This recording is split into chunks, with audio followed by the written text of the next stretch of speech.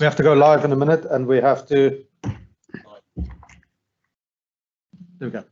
Good evening, councillors. We've just gone live. I welcome everybody to this meeting. Members of the public who are watching, members of the press, welcome to this meeting on the 18th of November 2020, our last meeting of this year. I would like to make a start. The Archdeacon Peter Leonard is struggling to get in, so I think we'll have to pass on the prayers and then go straight on to apologies. I've had none received. I don't know if there's any received up to the last few minutes. No apologies received. Thank you very much. I would like to announce or advise members that former councillor Colin Lilley passed away towards the end of October. Colin Lilley served as a councillor at Freshwater Afton Ward at the time, before it was known as Freshwater South, in 2001 to 2005. He was well known in the West White, and he was a good friend as well to everybody. So I would like you to remember Colin. Could we make sure that if you wish to speak, I will give you a slight pause, but make sure your microphone is unmuted if you like to speak. Thank you very much. We move now to the agenda, and the first item is the minutes of the last meeting.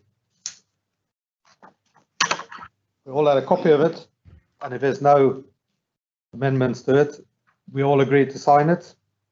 Yes, I'll move that, Chair. Charles, thank you very much. Sorry, Councillor Chapman. I will sign the minutes. Thank you.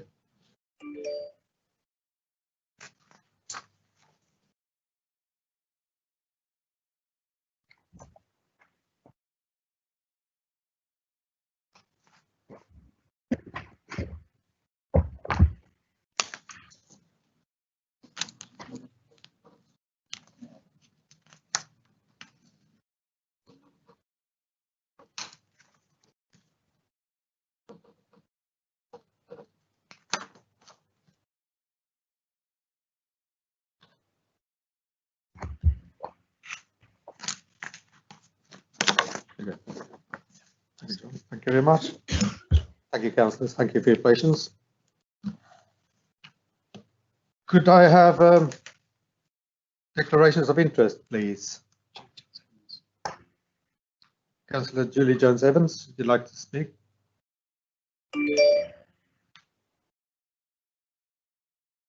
Thank you. Hello. Could you unmute yourself, please? Yeah. Yes. Thank you, Chairman. Yes. It's the motion.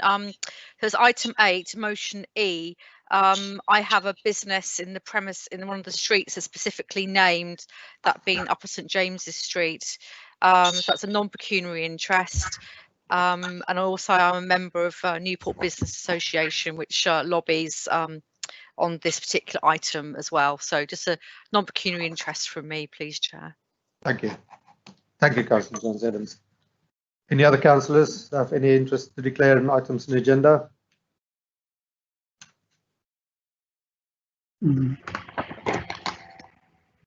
No. Thank you. We'll go on to item 3 on your agenda, which is questions from members of the public. We have got one question from Mr. Anthony Pendleton, and he has submitted a written question. As a regular pedestrian user of the Honeycross Riverway Junction, I find that crossing the road here is dangerous. Each and every day I use it. I understand that this junction received government funding for improvement and is part of the next phase after St Mary's. What are the council's plans to make this a safer crossing? Could I ask the leader or Councillor Ward to respond? Councillor Ward will respond to that.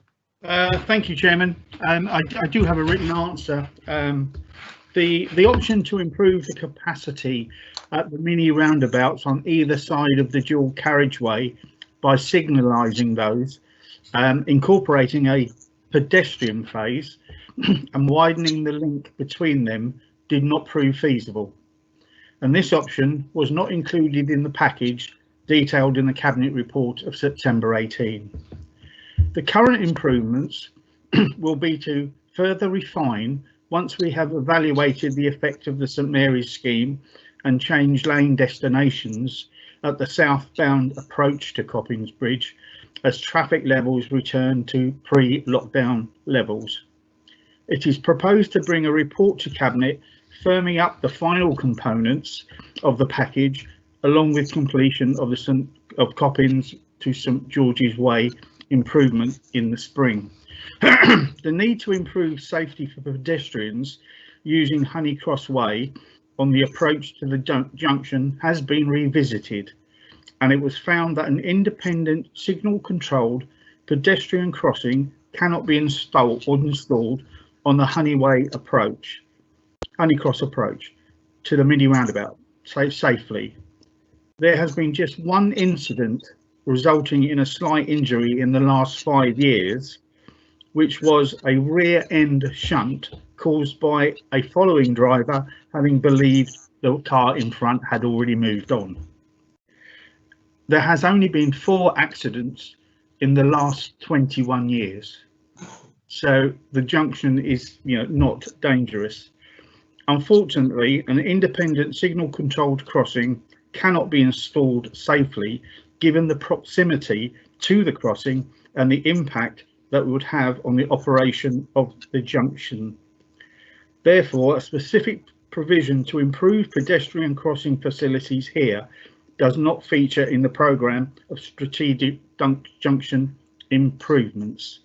I know people do feel that it's dangerous, but it's more a perception than reality. Thank you, Chairman. Thank you, Councillor Ward. Thank you very much for that. That's quite comprehensive. If you could make sure Mr. Pendleton gets a written response as well. Thank you very much. We go to item number 4. I have submitted a report, which is quite short, but with COVID, there's not much doing at the moment for the chain gang. I do keep in touch with our partners, my peers on the mainland, and we discuss issues, and also our twinning associations. I have been in touch with Virginia, Smithfield, Virginia in the USA, and also with Coburg in Germany. Then we go on to number 5, which is the Leaders Update Report. So I'll invite Councillor Stewart to speak, and Councillor Stewart, you've got 5 minutes, please. Thank you. Thank you, Chair. Members, my report has been prepared and submitted with the meeting papers. I believe it reflects our focus on the priorities of strong leadership, safer communities and economic recovery that this administration is determined to provide for the island community at this challenging time. I would also like to take this opportunity to highlight 2 specific examples of leadership for your further information. Firstly, the leadership from Councillor Brodie in education, which has seen over £21 million from government being approved for investment in island schools, including the new West White School. Even today, he has coordinated a cross-island meeting to ensure that no child goes hungry this Christmas, and is so overseeing the effective distribution of further funding from government going forward.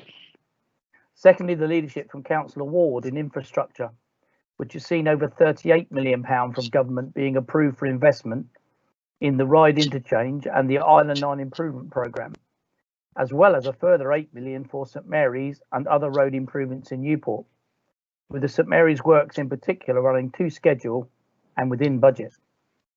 Thirdly, the ongoing leadership of the Council's overall COVID response through our Outbreak Management Board. This involves Councillor Hutchinson, Councillor Mosdell, Councillor Peace and myself, supported by our Chief Executive and our Director of Public Health. Collectively, as a leadership team, we are determined to do all we can to keep our island residents safe through the pandemic. But I must also report to full council that we face another growing threat: the spread of drug abuse and other drug-related crime across the island. This is not only leading to violence on our streets, but is also raising serious concerns in terms of the safeguarding of vulnerable island children. I have spoken with members from across the chamber on this subject, and I know there are many of you on this meeting today who are receiving significant information from your residents about drug abuse and drug-related crime. As a result, together with our Cabinet Member for Community Safety, Councillor Peace, I have engaged directly with Hampshire Police, and we have been briefed on the work they are undertaking to tackle this problem. I've also arranged with Superintendent Jackson for an all-member briefing to take place in the near future, so that all members are made aware of the position from the police perspective and can help our community partners to tackle this problem. We know there has been a very serious escalation of drug activity during the months of the COVID pandemic, and it is clear the police need all the information and support we as members, and indeed the wider public, can provide to protect some of the most vulnerable in our community. Finally, I wish to mention again the financial challenges we continue to face as we look to prepare our budget for February next year. We imminently expect announcements from government on the allocation of monies to local authorities for the forthcoming year, and this will be crucial to the island.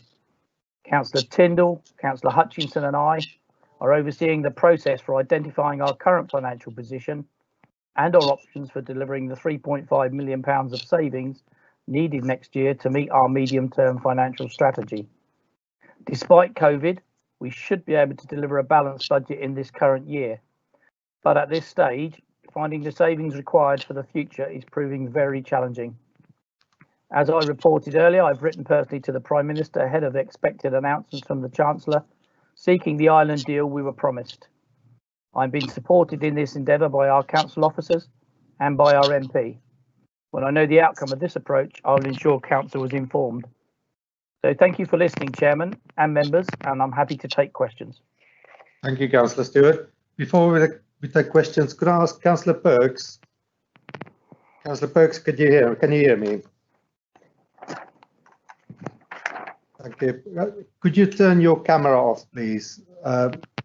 Before councillors turn their cameras off, you only turn it back on when you are speaking. You put your speaker on mute, but you still have your camera on. The button is right next to the speaker icon on your screen.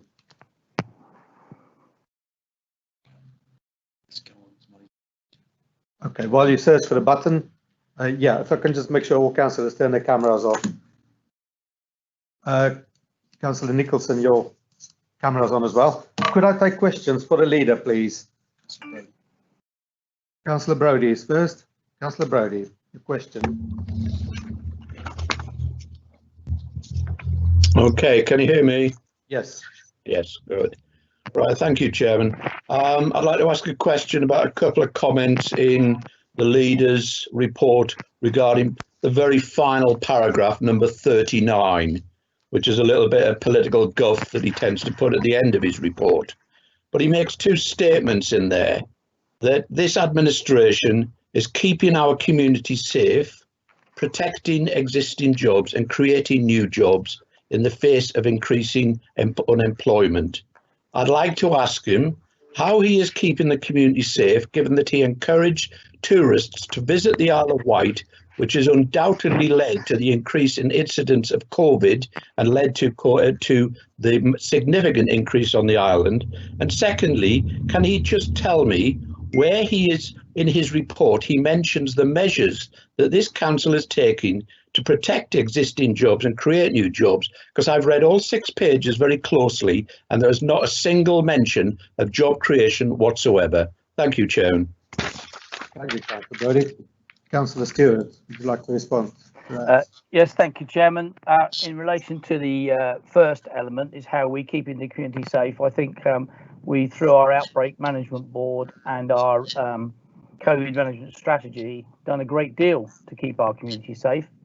And indeed, I think our officers, and in particular our Director of Public Health, has helped to work as a team with our community partners, I should say, to make sure that island members and island residents get all the communication they need to follow the government's guidelines to stay safe and to keep themselves away as far as they can from the virus. That's my comment on that one. On the second one, he asked really effectively for some evidence of where we've been working to improve and raise the level of jobs. He may recall that this administration took a decision to acquire Venture Keys. Not everybody was in agreement, although I think the vast majority were. I'm pleased to inform him and to reassure him that not only is that investment been positive, but we now have various organisations taking leases with us and expanding their business. And the one example I will use is T-Mill, known to some as Rapa Nui, who have, as we speak, moved into part of the asset that we've got. I visited their main premises at Freshwater, and there is absolutely no doubt that that company, with our help now, is expanding jobs for young people on the island. I even met some young people with 1 GCSE who were learning computer skills and expanding their future horizons. I would probably go to other options. I could talk about Branston Farm, which is about to come on stream. I could talk about other areas, but I did say I'll give you examples, and that's my response. Thank you. Thank you, Councillor Stewart. We have Councillor Lilley next. Can I remind councillors we only got 15 minutes with no supplemental questions. Councillor Lilley, please. Can you hear me? Yes. Oh, thank you. Got a particular question, which was item 16 about the ferries. Councillor Stewart, particularly the ferries to the Fast Cat to Ryde is extremely important to the economy of the island and very much important to the economy. It's also social and community link. We were very apprehensive after lockdown in getting it reopen. Our concern is there discussions with Whitelink in making sure that when this lockdown comes open, it is actually reopened? Thank you. Yeah, so Councillor Lilley, thank you very much for your question, and you will appreciate, because I've made it public already, I was extremely disappointed that Whitelink have ceased their Fast Cat route. I do understand it's a commercial decision, not a council decision. It's a matter for them. I will offer some reassurance though, because our officers have been working very closely with the Department for Transport, not only on the current lockdown, which unfortunately we only got less than 3 weeks to go with now, but also future plans to ensure that we keep our lifeline functioning.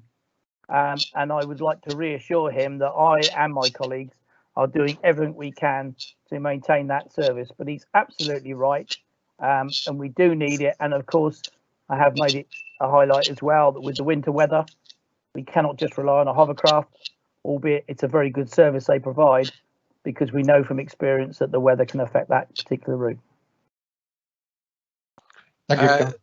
Thank you for that answer. I would be grateful if you could. No supplementaries, Councillor. Okay. Thank you very much for your question. Councillor Jones-Evans, you put your question to the leader, please. Councillor Garrett, sorry, Councillor Garrett. Oh. Apologies. Councillor Garrett, thank you. Thank you, Chair. My question actually follows on from that of Councillor Lilley. Obviously, we've just been a discussion there of the link, cross-island link, and the discussions that are now being had. I wonder if the leader has formed a view, though, in terms of how those cross-island links should be provided in the longer-term future, and whether or not he would consider now pressing the government to review whether or not we should now look to cross-island links being further regulated, certainly under a public service obligation, and moving to a different model of provision, albeit that it could still involve private companies in the same way as our rail franchises and things like that. Thank you, Councillor Garrett. Yeah, thank you, Councillor Garrett. Another good question. Indeed, consideration of all options are being looked at by the council. Our first priority was to stabilise where we were going to go just before Christmas, and that appears to be as it stands, with limited services from the various commercial operators. But it does raise the question, rightly so, what's the minimum that we need as an island to make sure that we have our lifeline? I can assure you that conversation has been and will continue to take place, because we owe it to our community that we have the ability. People think of people coming to the island quite often about ferries, but we also have key workers and others going off the island. And it's important that we, again, to help maintain jobs and reduce unemployment, we do that. So thank you for the question. I hope I've given the reassurance, and I'm happy to update you in due course. Thank you, Councillor. Thank you very much. Councillor Jones-Evans, after our dry run. Yes, thank you very much, Chair. I'll be quick. Leader, I'm just wondering, under your community safety element there, I was wondering what you saw the tier that we'd be going into coming out of lockdown. What was, according to your, you're very well connected, better than I am, how you see that this would go for the island and how we can prepare for this. Well, you, like I, have been following the news, I'm sure, and the fact is we don't know. It very much depends on a number of issues. Things that are, I'm mindful to government, will be the case rates. So we know that on the island, the last I looked, we were around about the 80 per 100,000, which sounds like a lot, and it's not small, but it's the lowest in England. And there is every reason to think that our island residents have done all they can to comply with the requirements of government. We have a vulnerability in our health system. We know that because of the size of our offer, albeit that they're working very hard. But, and this is why I say we don't know what strategy the government are going to adopt now. Early indications are they want a very robust tier system. My concern is that we don't get drawn into perhaps the Portsmouth or Southampton wing, because they're close to us. But we are an island and we are unique. And I hope that our MP, and I have communicated with him my concerns, and I'm hoping our MP will fight our corner on that. But we have to see how the regional system develops. And we know that there's a pressure in our public health system, and certainly been for recent days. Thank you, Councillor. Councillor Ward, do you want to add to that as a transport? Sorry, questions only. Thank you. Councillor Hastings, you are next, please. Thank you, Chairman. Can you hear me okay? Yes. Thank you. Leader, would you agree with me that the Council's waste team, and in particular our strategic manager for waste, deserve congratulations for the work they have done in the background to be able to keep the household waste recycling centres at Linbottom and Afton Marsh open during this second lockdown, and in particular the success of the booking system? I would agree with you, Councillor Hastings, and I would say that for two reasons. Firstly, we can all remember the problems we had with queues to the tip, problems of overcrowding at the tip, and when COVID-19 restrictions came in, we had to act. And I must give credit to our officers. Not only did they allow us to keep the I call it the tip, I should call it recycling centre, open, but they came up with a system that means people can go there safely and dispose of their various items of goods. As you also know, I'm sure that the level of recycling on the Isle of Wight is going up really high now, and indeed other local authorities are now looking at our whole system. So I think it is credit to particularly certain officers in the council who know who they are, and it's another example of, despite COVID, this council is providing that sort of leadership and direction that we want to. Thank you, Leader. That was quite informative. Thank you. Councillor Stevens, you are next with a question for the Leader. Thank you, Lee. Thank you, Chairman. Leader, within your notes here, there's a heading of finance, paragraph 17, 1.1 million from central government to assist with our support during the COVID-19 pandemic.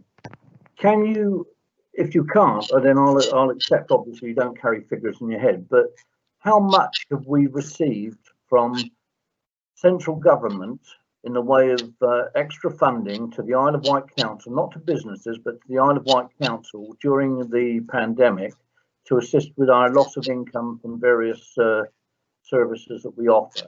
If you haven't got it at the moment, I'd like it in writing, and where we've actually spent the money. Okay, I have got some broad terms as I researched this myself. Typically in a year, the council will get circa 180 million pounds for all its services and provision. In this year, we have in total had over 300 million pounds, which is virtually double.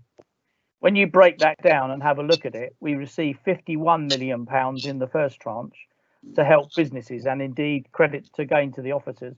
We were one of the first in the country to get that money out to our businesses. The 13 million pound most recently that we have for COVID depends on the income confirmation scheme, and there are other aspects to it. And I put 1.1 million there. Actually, I think in the last business grant money, we've received 2.8 million, and with some degree of flexibility for businesses. And if the members of the public are listening, I would encourage people that have got a business that may be stalling at the moment because of the lockdown to apply for these grants so that we can consider their case and keep them going to Christmas. Beyond the detail of that, Ian, you're absolutely right. I would need to research and send you a detailed list, but I hope that's a general information. That's fine, but could you give me a detailed list at a later date, please? I can, and I'll ask officers to make that available to you. Thank you, Leader. Thank you very much. Councillor Love. 2 minutes. We've got 2 minutes left. If you put your question to the leader, please. Thank you. Very quick question. Thank you, Leader. My question refers to point 28 through to 30 of homelessness on your report, which I thank you for. Can you expand a bit more on that, Councillor, and tell us how you're addressing this increased pressure, and are we making any additional housing available? If you could just expand on that, I think it's quite important that we show some real leadership in terms of homelessness, and I accept that you've already made some progress. Thank you. Well, thank you, Councillor Love. I think you can recall back, and I can recall back prior to this administration, we spent an awful lot of time looking at a homeless bus, which was floating the island and trying to resolve a problem. And as you know, there were some issues with that.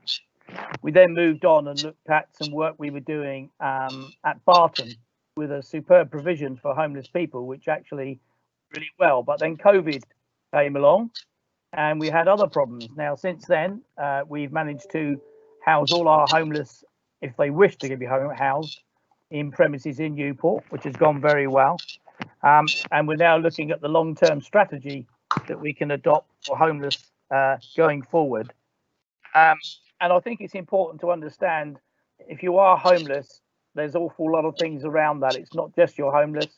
You may have mental health, stress and issues. You may have other issues. And so when we deal with people that are homeless, we have to try and take all those aspects into account. And I would congratulate our officers again and Councillor Mosdell for the impeccable work that she and they have done to tackle this problem on the island. We're very fortunate. Beyond that, I would need to send you a written reply. You send me some details that you want. Thank you. Thank you, Leader. That will bring us to the end of Leader's questions on Leader's report. We're going on 6, which is polling places and districts review. And Councillor Tyndall, I believe you are ready to move this paper. Yeah, can you hear me? Yes, thank you. Thank you. I'm happy to put this polling districts and places review 2020 to the council. This report details the consultation carried out and responses received during the recent polling districts and places review, and makes recommendations to full council regarding the scheme of polling districts and places. This review was necessitated by the need to amend the number of polling districts due to the induction in 2021 of revised electoral divisions for the Isle of Wight Council, resulting from the implementation of the Isle of Wight Electoral Changes Order 2020. Appendices 1 and 2. Appendices 1 details the analysis of all the responses. Appendix 2 puts together the proposed scheme for the new polling districts and places with effect from the 6th of May 2021. So I'd like to forward to the council going ahead with the recommendation on para 28 of the report. Sorry, 22 of the report. I'll take any questions and do the best to answer them. Thank you, Councillor Tyndall. May I have a seconder, please? Happy to second it, sir. I'll second it, Chair, if you wish. Thank you, Councillor Stewart. Second. Councillor Brodie, you have a question? Thank you, Chair. Yeah, just a correction, really, just to prove that as ever, I read everything that I get from this council. Page 32 of Appendix 1, paragraph 4. The local members obviously haven't spotted the inaccuracy of the proposed title of the new ward down there, the last few words. It will be the Chale, Knighton and Shorrell division, not and Whitwell. Clearly, Councillor Stewart doesn't care about the people of Whitwell that much, and I'm sure they will notice that at next May. Thank you very much, Chair. Thank you, Councillor Brodie. Is that correct, Correction? Councillor Brodie? Are you okay with that correction, Councillor Tyndall? Yeah. Thank you. Any other councillors wish to speak on this paper? No one wish to speak on this paper. If not, then I will take it that we don't need to discuss it. I'll get straight to the vote. And the recommendation is on page 28, that the Isle of Wight Council adopts a scheme of polling districts and polling places as set out in Appendix 2. Depending on the correction, the resolution is to be effective for the purposes of proceedings preliminary or relating to any election to be held or on or after the 6th of 2021. The scheme includes the separation of the Nettleston and Seaview area into 2 polling districts, each served by its own polling station. That is the recommendation. Those members who wish to vote for that, would you please indicate so when I call your name? If you make sure you are ready to put your microphone on, please. We'll start with Councillor Abraham. 4. Councillor Actor. 4. Councillor Bertie. 4. Councillor Beston. 4. Councillor Brading. 4. Councillor Chapman. 4. Councillor Churchman.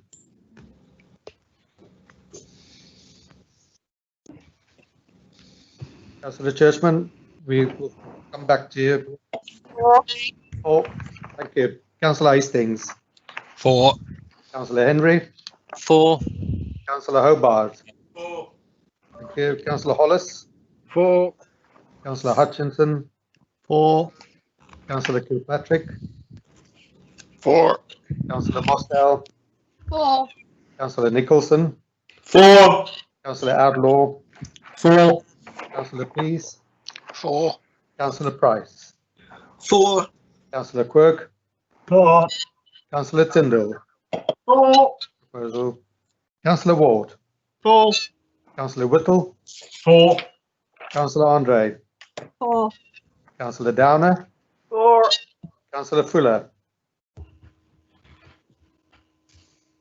Councillor Fuller. We'll come back to you. Councillor Howe. 4. Councillor Lilley. 4. Councillor Medland. He's got apologies.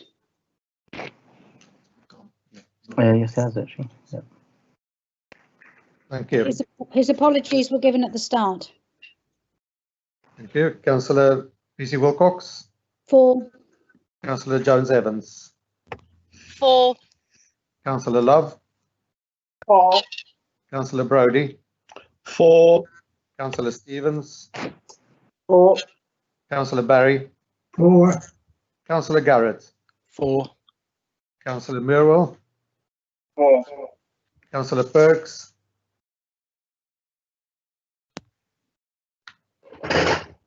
Councillor Perks.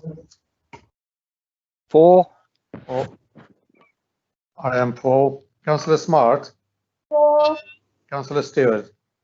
Yes, content now that the documents show the parish of Knighton and Whitwell, I'm happy to vote for. Thank you very much. Councillor Fuller, could you indicate, please?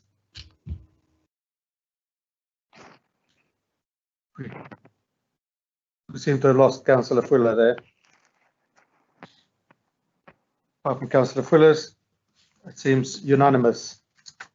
So that is carried. Thank you very much, councillors.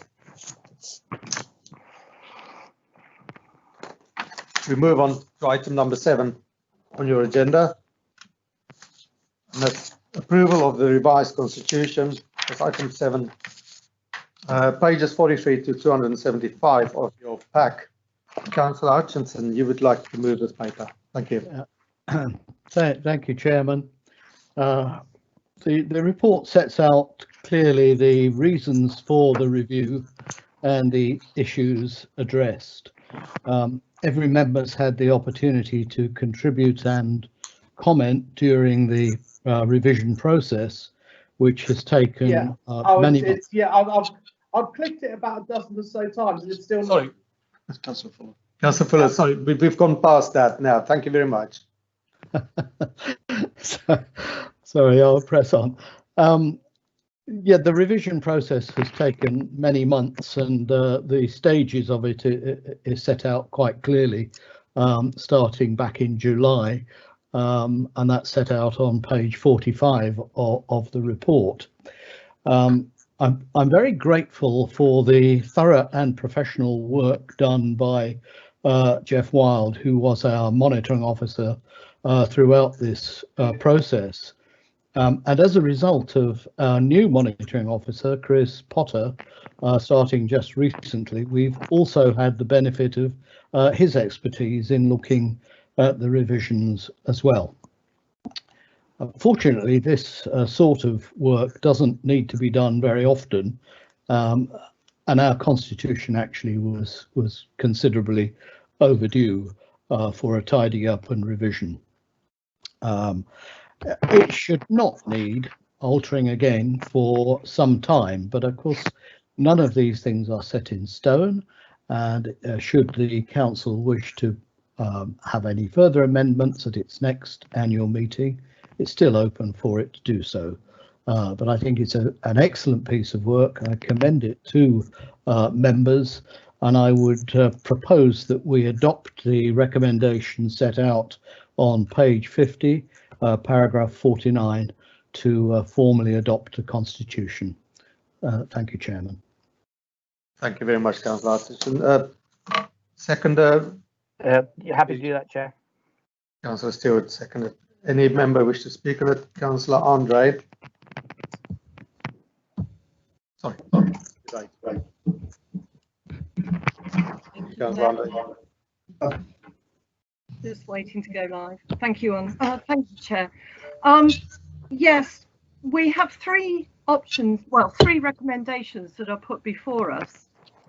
The second recommendation is to consider the outcome, including the comments made by the Corporate Scrutiny Committee, which we've been given at Appendix 3. Can I ask, I'm reading through, I'm not aware that these recommendations have already been incorporated into the revised constitution that we're being asked to adopt. Can someone confirm if the recommendations made by corporate scrutiny have been already incorporated? Thank you. Yeah. I'll get an answer from our Chief Executive.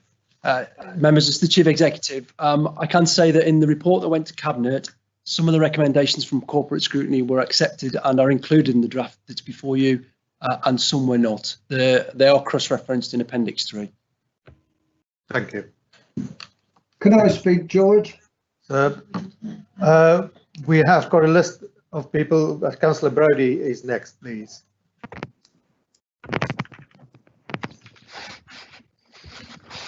Right, Chair. Thank you. Right, Constitution. It's interesting the way it was presented by Councillor Hutchinson, as if everything was milk and honey in this Constitution, because of course it contains all the highly controversial changes that were imposed by this administration back in May 2017, removing so much of the democracy of this council, which some of us have not accepted over the last 3.5 years, unlike many of the opposition councillors. I have spent a lot of time on this version of the Constitution in recent times. I'm not part of any process for this. I'm not involved in scrutiny, and I consider scrutiny broken entirely anyway. And all in all, apart from the political changes that were railroaded through in May 2017, I'm going to live with it. But there are some changes that I would like to propose, Chair. I have 6 amendments that I'd like to deal with separately and severally. Would you like me to start off with the first one? Yes, please, Councillor. Okay. Right, the first amendment refers to page 27 of this constitution, which in our agenda papers is page 79. The section headed number 6, terms of reference of committees and boards. And the very first bold headline, appointment of committees and terms of office. The third paragraph beginning members, there are 3 points, A, B and C. And C says people are removed from membership by the council or their political group. This is something that is intolerable to opposition groups, like the group that I am the leader of, along with Councillor Stevens. It has never been the case that full council can remove people from members of committees. It has always been the case that they can only be removed by members of their own group. And I think this is another retrograde step of a majority group trying to impose its will on the opposition. And I would hope that this amendment would be accepted, because let's face it, next May, the Conservatives are likely to be in opposition and you'll be on the sharp end of this. So therefore, I propose that, and Councillor Stevens will be seconding. Councillor Stevens is here and will second that. Thank you, Councillor. Amendment. Thank you. Are there? Is that your final recommendation? Amendment? No, I wish to deal with each of them. They flow on from each other, Chair. I want to vote on each one. You want to vote on each one? Yes. Okay, we'll take that onto the vote. Well, are we going to speak to the amendments, Chair? I think that, you know, would like to speak on that. I would, as I've seconded it. Councillor basically echoing what Councillor Brodie has said. That this is an option that the groups themselves put their members forward, and they're chosen at group level, and therefore, why should full council have the opportunity to bar an elected member who's been elected to be nominated and put on a board or a committee by their own group? Why should full council have the opportunity to bar or take that person off of that group? And that's what I'm against. It should be down to the group and group leaders within their groups. Thank you. Thank you, Councillor Stevens. Councillor Love, you wish to speak on this amendment?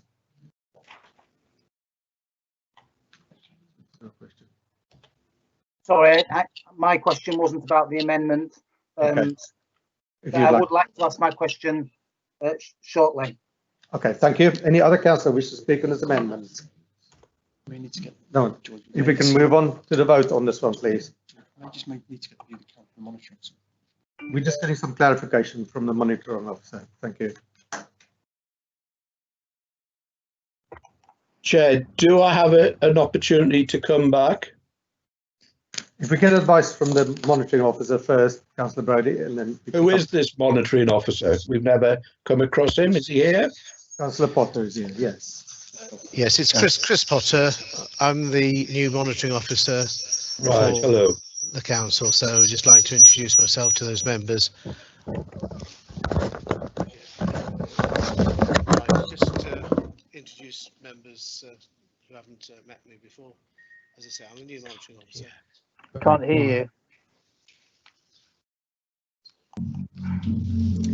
you. Can't hear you. Chairman, 2 comments. One, we can't hear the monitoring officer, and the second one is I see that Councillor Hutchinson wishes to speak on this.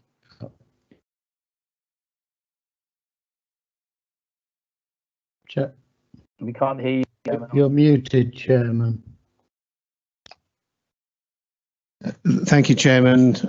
It's Chris Potter, monitoring officer. Just introducing myself to those members who I haven't yet had the pleasure to speak to. just sort of mentioning the point made in terms of the suggested amendment. In my view, the matter relates in effect to something in the Local Government and Housing Act 1989, whereby seats are allocated according to the wishes of political groups. Can't hear them. Can't hear. I'll speak up. Is that better? Yeah, I can hear you. Okay. I can hear. Thank you. Well, that's all right then. Right. Well, basically, Usual non-democratic council. well, Chairman, if I think Councillor Brodie can't hear, and in fairness to Councillor Brodie and any other councillors, can we just check that everybody can hear the monitoring officer, please? Could everybody hear? No. Councillors, can you hear Yes. me? Yeah. I can hear. Yes. Yes. Loud and clear. Yes. Loud and clear, Chairman. No, it's Comes and full, but goes. I can't hear the monitoring Yes. officer. I can hear him. I don't know. All the Conservatives can hear him. Well, there's a surprise. Turn your volume up, Chair. It's up. It's up full blast. Okay, let the monitoring officer carry on. Thank you, Chairman. The Local Government and Housing Act 1989 basically allows political groups, when the council is organised in political groups, to nominate members from their political group to be appointed on committees, and equally it allows members of the political group to change their minds and ask for members to be removed from particular committees. So the wording in the Constitution merely reflects the law, and the amendment, in my view, is not an amendment because it negates the wording in the Constitution and more fundamentally negates the clear legislation which allows political groups to recommend appointment and removal of their members from particular committees. Thank you, Chairman. Thank you, Mr. Potter. Everybody heard that is clear? Yeah. No, it's not clear at all. The advice is that it is not an amendment. Chair, I haven't had an explanation. The monitoring officer just explained. Sorry, I can't hear you. You're muted, Councillor. Chair, I have a right to understand what was said. Do you want to sit over here?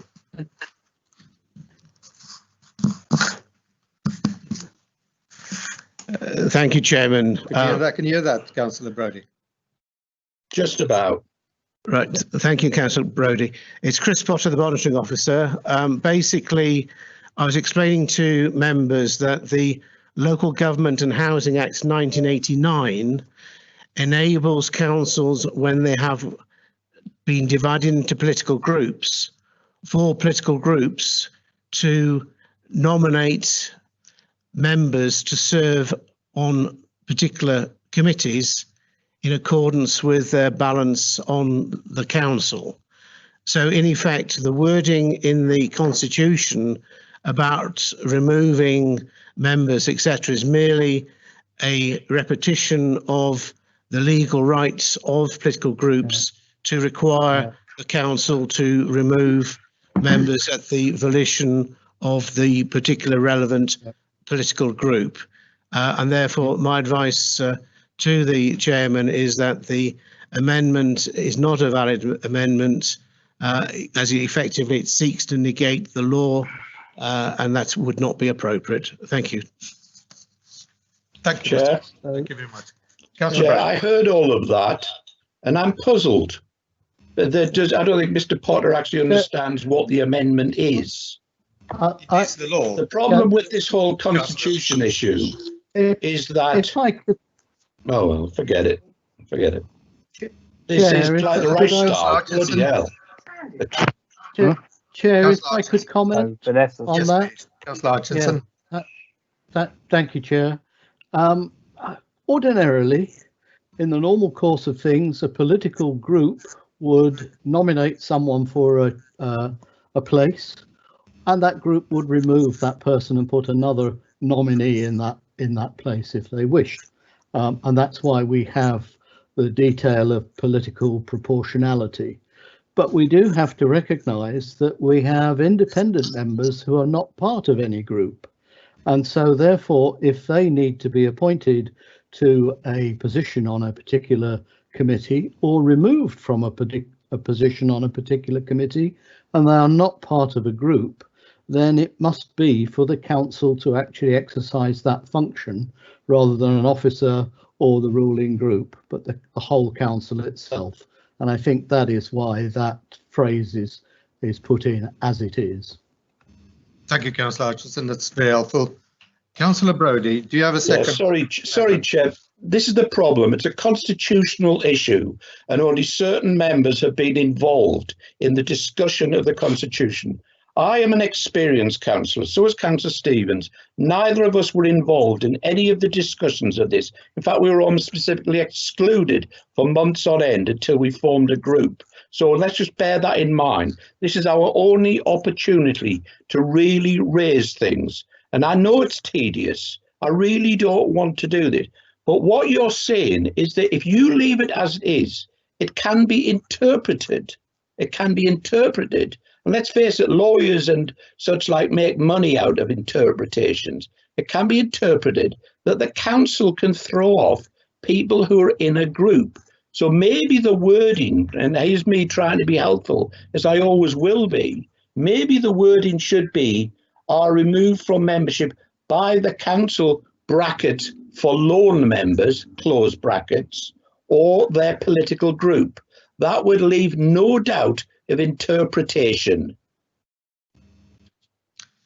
Thank you, Councillor Brodie. I think we all had equal opportunities to take part in the consultation. No, we didn't. No, we didn't. I remember lots of it going Chairman, around. if I may, Yes. the intention is not to deprive people of the opportunity. And if the political group, if there is not a political group, then the wording suggested by Councillor Brodie would actually do the trick, providing the monitoring officer accepts that that is a legal phraseology and will do the trick. I would be prepared to accept that amendment. Thank you.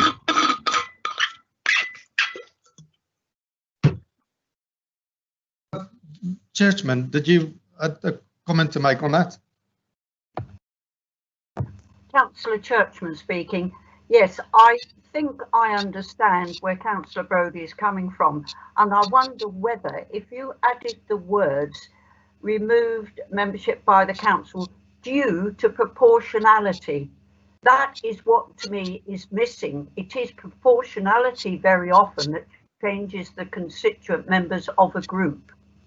If they leave a political group, etc. Do you understand what I mean? Thank you. Do. Thank you very much. Councillor Stewart, you've got a comment to make, please. If you just unmute yourself.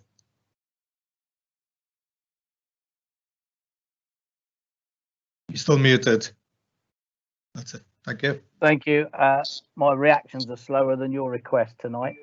So first, 2 points to make. First of all, of course, what this constitutional change does is ensures the council can deal with those members where a group may choose or not even have bothered to fill a seat and doesn't respond to the problem. So it gives council that override, which I think is important. And on a more general note, Chair, this constitution, as is laid out, has been through a number of consultations. There's been member briefings. There's been scrutiny. There's been scrutiny. Well, they're as laid out. I think if I can just finish, Councillor Brodie. I don't normally try. Sorry, I should have muted. Yeah, no, that's fine. And all I would say, Chair, is I don't think a whole session tonight on every item on the Constitution is the right way to go when the opportunity has been there for members to contribute their thoughts and ideas. So my proposal in due course will be that this goes to the vote, and if members aren't happy, they'll vote it down. Thank you, Councillor Stewart. I think we were overruled by the monitoring officer anyway. We can't take this amendment. Would you like to put your second amendment, please, Councillor Brodie? Chair, I'm puzzled. Councillor Hutchinson accepted an amendment to the amendment that I made some time ago, which you don't appear to have taken on board. No, we cannot accept amendments as overruled by the monitoring officer. Since and when? Therefore, I'm asking you to put your second amendment through, please. Since when? Can I have an explanation of that, please? Do you want to explain again? Chairman, if I may, I think as the Chief Executive, in my view, the monitoring officer has explained that the way the law is set out at the moment, we can't accept that amendment. And therefore, I know what Councillor Hutchinson has said, so we can't accept the amendment. And my suggestion is that we invite Councillor Brodie to move his second amendment in order to move the debate along. We will provide a more detailed explanation to Councillor Brodie after the meeting. Thank you. Thank you, Councillor. Thank you, Mr. Baker. Thank you very much. Could you put your second amendment through, please, Councillor? Okay, I'll look forward to that. It's a shame that at no point was there a briefing for members regarding this, as I think Councillor PC Wilcox has suggested. The consultation was so limited, which is why I'm having to do this. Second amendment, page 28 of the Constitution, page 80 in your council papers. The subparagraph headed Appointments Committee, 6 members, which the final sentence, sorry, no, Appointment Subcommittee, 3 further down, the final sentence, where it says the membership shall also include 2 relevant independent persons when dealing with action in respect of a governance statutory chief officer. My proposal is that we delete the word relevant on the basis that I don't know what relevant means in this context. I've had no explanation of what relevant means. There is no suggestion being from the previous monitoring officer or this monitoring officer or the chief executive or the deputy leader as to what relevant means. Councillor Stevens and I would like to know what relevant means. If it's appropriate, fair enough. But some effort should be made to all the members of this council so as they understand the changes that have been put through in this constitution. Thank you. Councillor Stevens said he would second again. Thank you, Councillor Brodie. Councillor Brodie, I will second this. You second that. Thank you. You can take that one. Anybody else wish to speak on this amendment?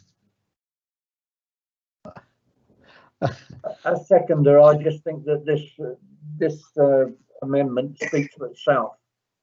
That, you know, why insert relevant? Thank you. Okay, Councillor Love, you wanted to speak on this?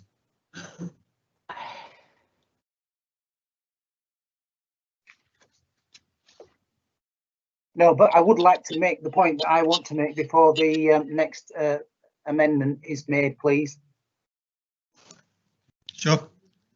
Thank you. Councillor Abraham,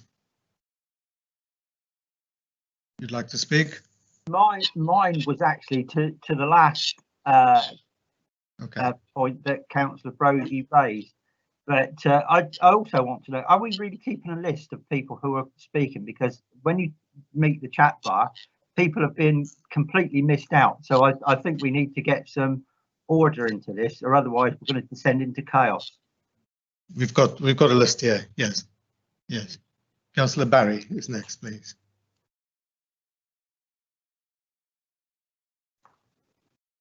Councillor Barry, unmute yourself. Yeah,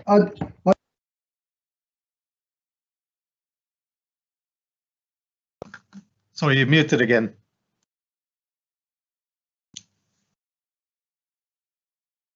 Now I want to speak make a point and ask a question on the Constitution itself. But I've got no way of telling whether anybody's received my email. I'm sitting there waving my hand like I was saying goodbye to somebody, hoping that you will see me and say, we've got you. Nobody knows it. How do you know if you've been heard? People are missing the thing and they're coming back and it's been done and dusted. I want to speak on this. I don't mind if I'm left till last, as long as I know that I'm going to be able to speak. Thank you. Thank you, Councillor Barry.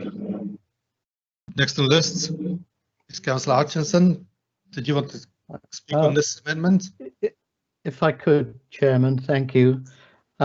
This particular paragraph deals with grievances or appeals which are looked at by the Appointments Subcommittee in respect of statutory chief officers. So, for example, the reason the word relevant is there is simply that if we are going to have an independent person, not an elected member, and say the appeal was against, I don't know, a legal officer, then a relevant independent person would be somebody who might have legal expertise rather than just someone off the street. So that's the reason for the word relevance in that particular paragraph. Thank you, Councillor Hutchinson. Thank you. Councillor Churchman, you speaking to this amendment? No, thank you. That was one before. Councillor Stewart. Sorry, Chair. No, my comment was one before. Okay. Councillor Hollis. Yeah, yes, Chairman. It's just actually a point of order. Last council meeting, we had one councillor who made an unfortunate sort of comment and got chastised for it. I've listened to Councillor Brodie telling people they don't care, being rude to members about the process, rude to the monitoring officer, saying, "Who are you?" And has quite clearly made little effort to understand or ask questions about this beforehand, which we're all capable of doing. We've had the cabinet papers. If you don't understand it, you can always phone up and ask a question. I just wonder if we have two sets of standards that other members are rude for saying just one word, but Councillor Brodie can go through the process and be rude to everyone and no one damn well cares. So could we just have clarification on that, please? I think, yeah, we don't accept rude comments from anyone, and it is up to people to make a formal complaint if you feel that it's necessary to go that way. This has happened before, and complaints has been lodged as well. Thank you. Councillor Garrett, you're next to speak, please. Thank you, Chair. Councillor Brodie's amendments do highlight the Chair. Sorry, could I just make a point of order? Can I just make? Chair, sorry, Chair. This is very important. I am increasingly feeling with this council, and particularly with some of the comments that have been made, of the constant bullying of me by the Conservative administration. Chair, this is important. I am being bullied by the Conservative administration because I raise things relating to democracy. That's what I deal with. I'm a Democrat. Unlike the members of the administration, you should ask Councillor Hollis to withdraw the remarks he just made, which I consider bullying. Thank you, Chair. Could Councillor Garrett proceed, please? Thank you. Thank you, Chair. Chair, are you going to deal with what Councillor Hollis just said? We are just discussing it now with the monitoring officer. Thank you very much. I'd like to have a response before we move forward. I'm sorry, you made a comment that is not very good in the public forum. What comment? Sorry. I think we'll have to deal with this afterwards. Yeah. No, Chair, that's not good enough. It is the chairman's decision. Sorry, it was got on mute.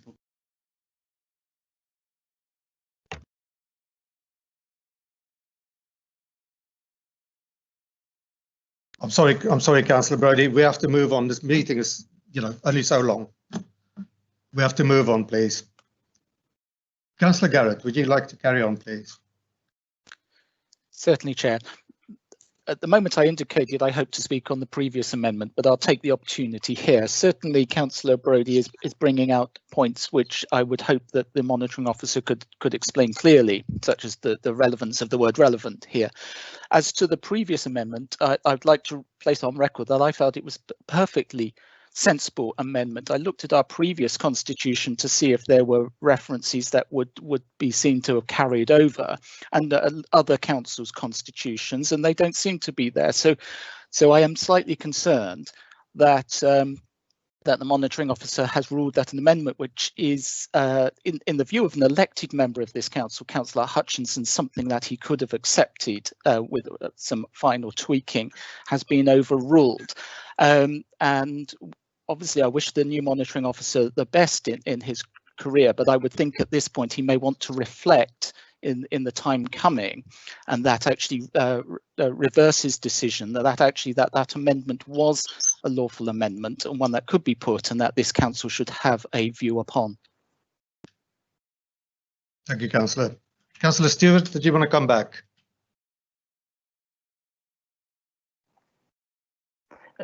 Thank you, Chair. I've got two comments to make. I think we should all act rather professionally and sensibly in this situation. I could easily sit here and listen to the comment that the Conservative administration or group, actually there are 23, 24 members of our group, and certainly 22 of them haven't said a thing, but Councillor Brodie makes a sweeping remark.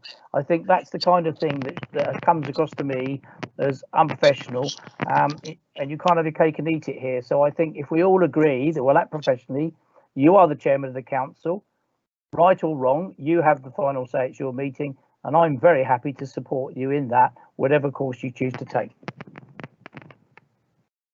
Thank you, Chair.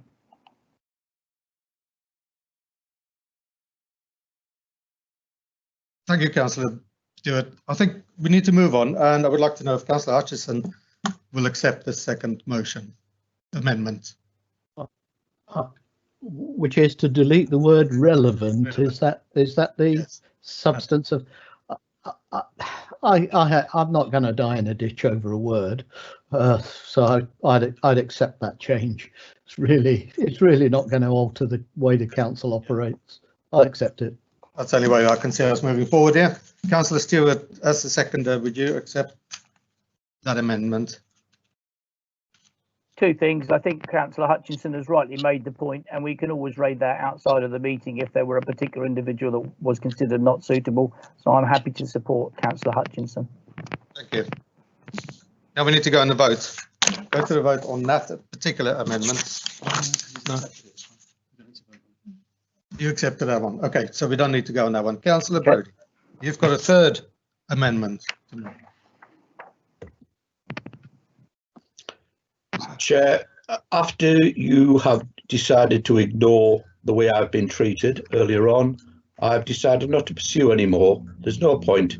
This is an undemocratic council that wishes to railroad through this constitution, and I will withdraw from making any further amendments. It is a sad day when a member of this council cannot make amendments without being bullied by the administration. Thank you, Chair.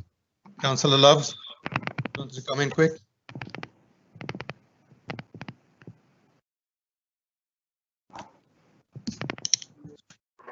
Thank you. Thank you for letting me in there. And I would like to welcome Mr. Potter to the council. As you can see, it can be quite lively. But I would like to make a comment here about my position. Are you hearing me? Yes, sorry. And that is that I received the documents for tonight's meeting on Saturday, all 275 pages. And I have said this previously, that my dyslexia does not allow me to read at any pace the content of this document. And whilst we may have had opportunity to comment on it previously, in order for me to read that document, it would have taken me at least a week. And that is an example of what I call discrimination against me because of my these documents of this size need to be sent at least 2 weeks before. Otherwise, there's no possibility of replying to them. So for me, the process still isn't democratic. I shall be voting against this because I cannot possibly, from my position, have read this document, and I doubt very much that any other councillor has read it, even though you've had opportunity to comment on it previously. You know, 275 pages in 5 days. That's just not, you know, that's an example. And I did write back to the monitoring officer, Mr. Wild, who hasn't replied, expressing my concerns about equality and inclusion. Yeah. Point Thank you, point of order, Chairman. Point of order, Chairman. Sure, Point of fact. Point of facting. We understand that it's a big document and it takes time to read, but it's fair to say that the document was published prior to the cabinet meeting on the 12th of November, published several days before, and it went up on the council's website for anyone to read. So there has been plenty of time for people to look through the document and make comments. Thank you. Thank you, Councillor. Councillor Barry, you got a comment to make, please? Yes, I have, yeah. Here we go. Right, page 29. It's 29 and 81, take your pick. 29 in the Constitution. Can you hear me? Yep. Yes. You can hear me all right, right. It says the Audit Committee, 6 members. Well, there's 7 members on the Audit Committee. If you go down to the paragraph below Q, in the list of paragraphs, you'll see it says there, the committee comprises of 7 elected members. There are 6 on one page and 7 on the other. Now, I don't know whether we've got to get the monitoring officer to allow us to alter that or not, but that's definitely wrong. And I think it should say voting members, because some committees, like the audit, have an outside member on it, an independent member. So it would be helpful if it said the number of members on all these committees and subcommittees, the number that can actually vote. You understand that? I understand, and I just got confirmation that it is 7 members. Well, it says 7 members, and I'm the chairman of the committee. You think I'd know, or they'd at least ask me if they'd cut it down, wouldn't they? It is 7 members. Thank you. So will you alter that, or have we got to take a vote on it? We can alter it. Yes, we will. We can alter it, right? Sure. The other thing is, I also asked the monitoring officer, and if you look at Appendix 2, there's a whole list of all the. It looks bad if you look at the list, because not many councillors appear to have commented to the monitoring officer when he was making these alterations. I asked at the time, would he consider a dress code? There's no mention of that. I think this council should have a dress code. I'm probably the only one out of the 40 odd who do. But since this council started, I've been at full council. I've seen people in scruffy jumpers, wearing shorts. It's that's been an absolutely disgraceful, I think. You take the trouble to get dressed up and put a tie on. Why don't all the other members? There should be a code where you dress properly for the full council. Let's bring the civic bit back to this council. Thank you. Thank you, Councillor Barry. I remember years ago, it was up to the group leader to ask their members to represent their colours, to dress accordingly and appropriately as well. So I can say I always make an effort, and most councillors do. Chairman, I don't think that's a matter for the Constitution. It is a matter for a direction of the chairman if he feels that any member at a particular time is inappropriately dressed, to actually say so and ask the person to leave the chamber. And dress codes depend entirely upon the time of year. So we all wear ties and jackets, but at your discretion. I know that, you know, in the past we've accepted open neck shirts and a more informal attire because of the heat. So I think that's chairman's prerogative, not constitutional matter. That's right. In truth, they don't all wear ties. That's it. Yeah. Thank you. I think we've discussed this one now. Sorry, Councillor Andre. stop this actual misogynist conversation. We're having a great big conversation about whether you lot are going to wear ties. I'm sorry, I actually find that offensive. Councillor Mosdell. That's noted. Thank you, Councillor. Councillor Andre. Thank you. I think there's been some very valid points raised here, Chairman, and I really do think, I don't think that there has been enough member consultation on this, and I propose that we defer adopting the Constitution to give members a time to actually to address these issues and to be able to ask questions outside of this meeting. So I propose that we defer, Chair. Thank you, Councillor Andre. I think we've had enough consultation on this. The document did come through as Councillor Hutchinson pointed out. I wish to second that. Yes, I'm happy to second that. You got a seconder? Right, we need to vote on that one. Anybody wish to speak on this amendment to defer it? Councillor Stewart, please. Thank you. And every member will take their own choice, and I'm sure we'll vote on this. But I don't agree. I think this is a constitution that's had a comprehensive opportunity for members to comment, and if we keep deferring things, we'll never get anything done. And I would take the leadership view that we deal with this. Thank you, Councillor Stewart. Councillor Abraham. Thank you, Chairman. I've sat here patiently listening to this, and you know, quite honestly, anybody outside listening to this will think it's an absolute disgrace, and that isn't to make a political point. It's a fact.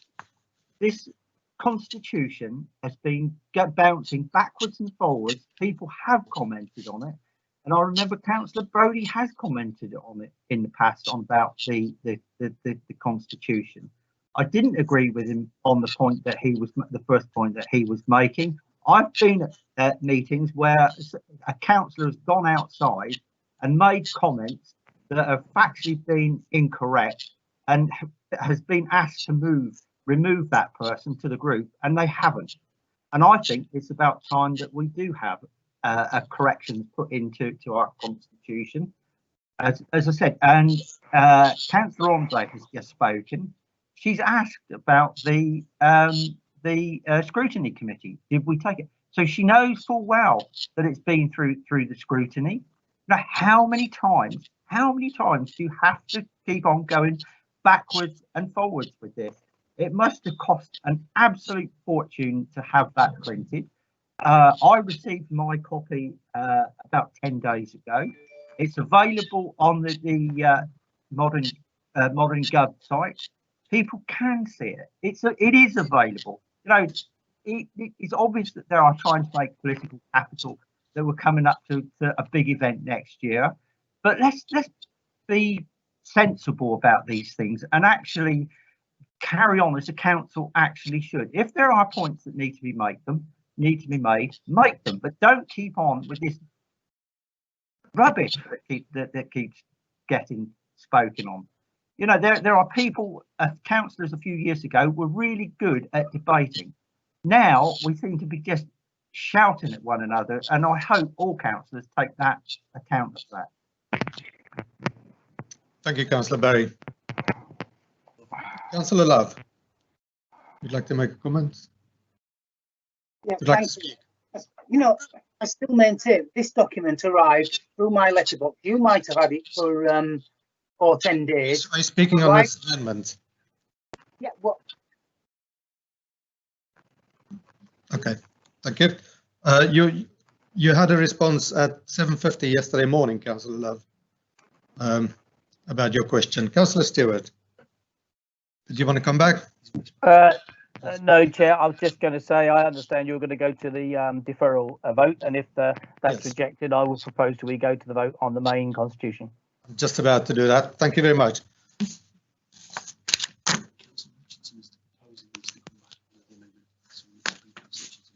Right, Councillor Hutchinson, yes, you need to come back after this amendment.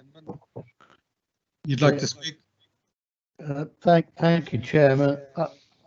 Are we saying that we're not accepting this new amendment, or are we voting on the amendment?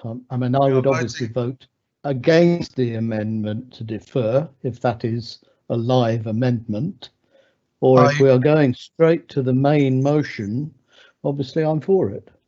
We are going to vote now on a deferral of this document. Okay, thank you. And then straight away after that, we will go on the next vote. Thank you. So all councillors, those who vote for a deferral of this document, please indicate, be ready on your microphone buttons. Councillor Abraham? Against. Councillor Axford? Against. Councillor Brodie? Against. Councillor Beston? Against. Councillor Brodie? Against. Councillor Chapman? Against. Councillor Churchman? Against. Councillor Hastings? Against. Councillor Andre? Against. Councillor Hobart? Against. Councillor Hollis? Against. Councillor Hutchinson? Against. Councillor Kilpatrick? Against. Councillor Mosdell? Against. Councillor Nicholson? Against. Councillor Outlaw? Against. Councillor Peace? Against. Councillor Price? Against. Councillor Quirk? Against. Councillor Tyndall? Against. Councillor Ward? Against. Councillor Whittle? Councillor Whittle against.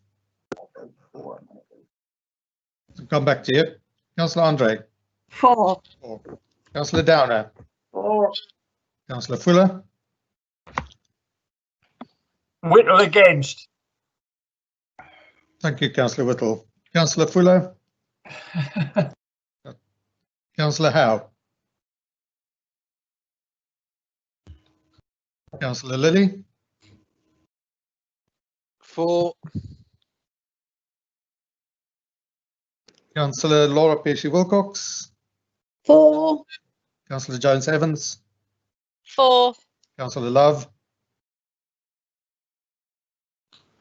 Councillor Love? Thank you. Councillor Brodie? For. Councillor Stevens? For. Councillor Barry? Councillor Barry? Come back to you. Sorry, I was against. Did you hear that? Against. Thank you, Yeah, Councillor thank Barry. Councillor Garrett? For.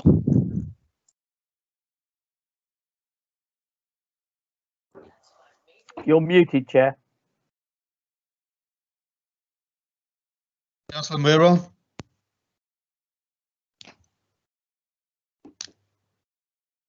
Councillor Murrell?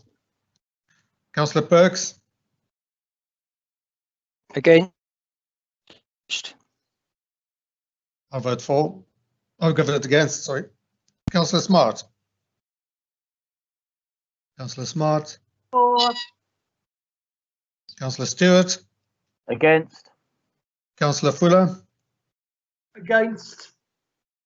Councillor Howe? For. And Councillor Murrell?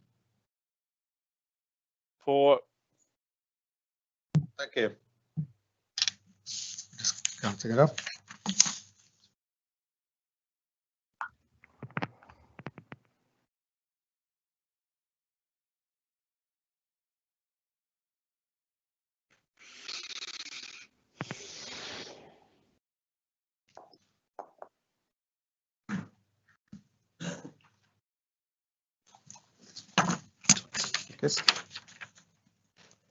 It's 12 for and 27 against.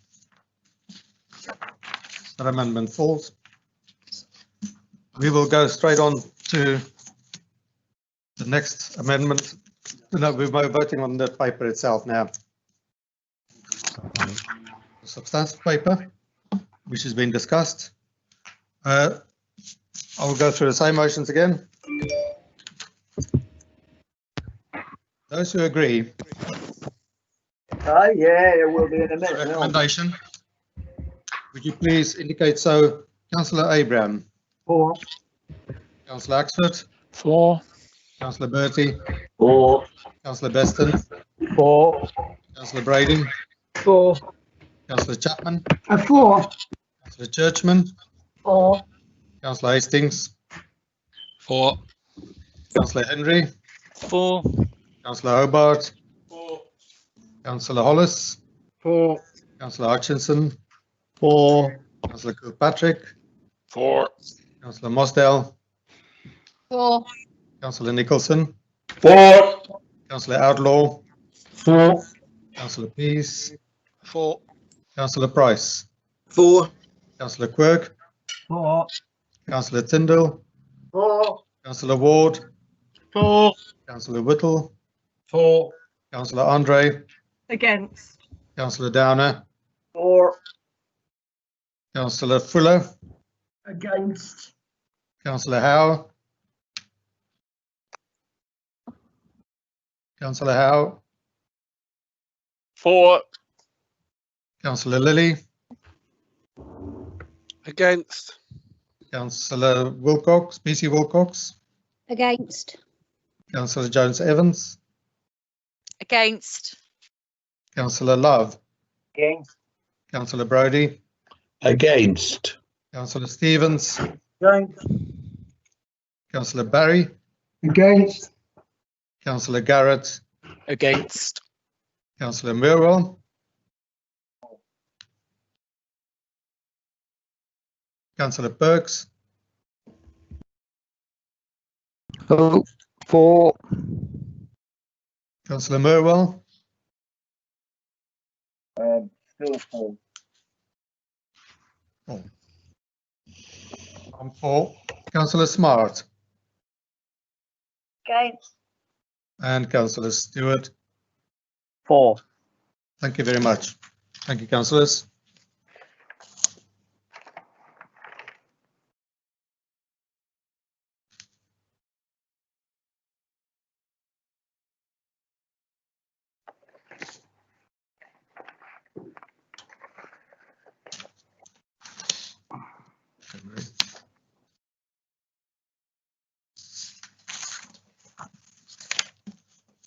Thank you very much. The outcome is 28 for and 11 against. So the paper is carried. Thank you very much, councillors. I think we need a break now. I'll call a 10-minute break and I'll see you in 10 minutes' time.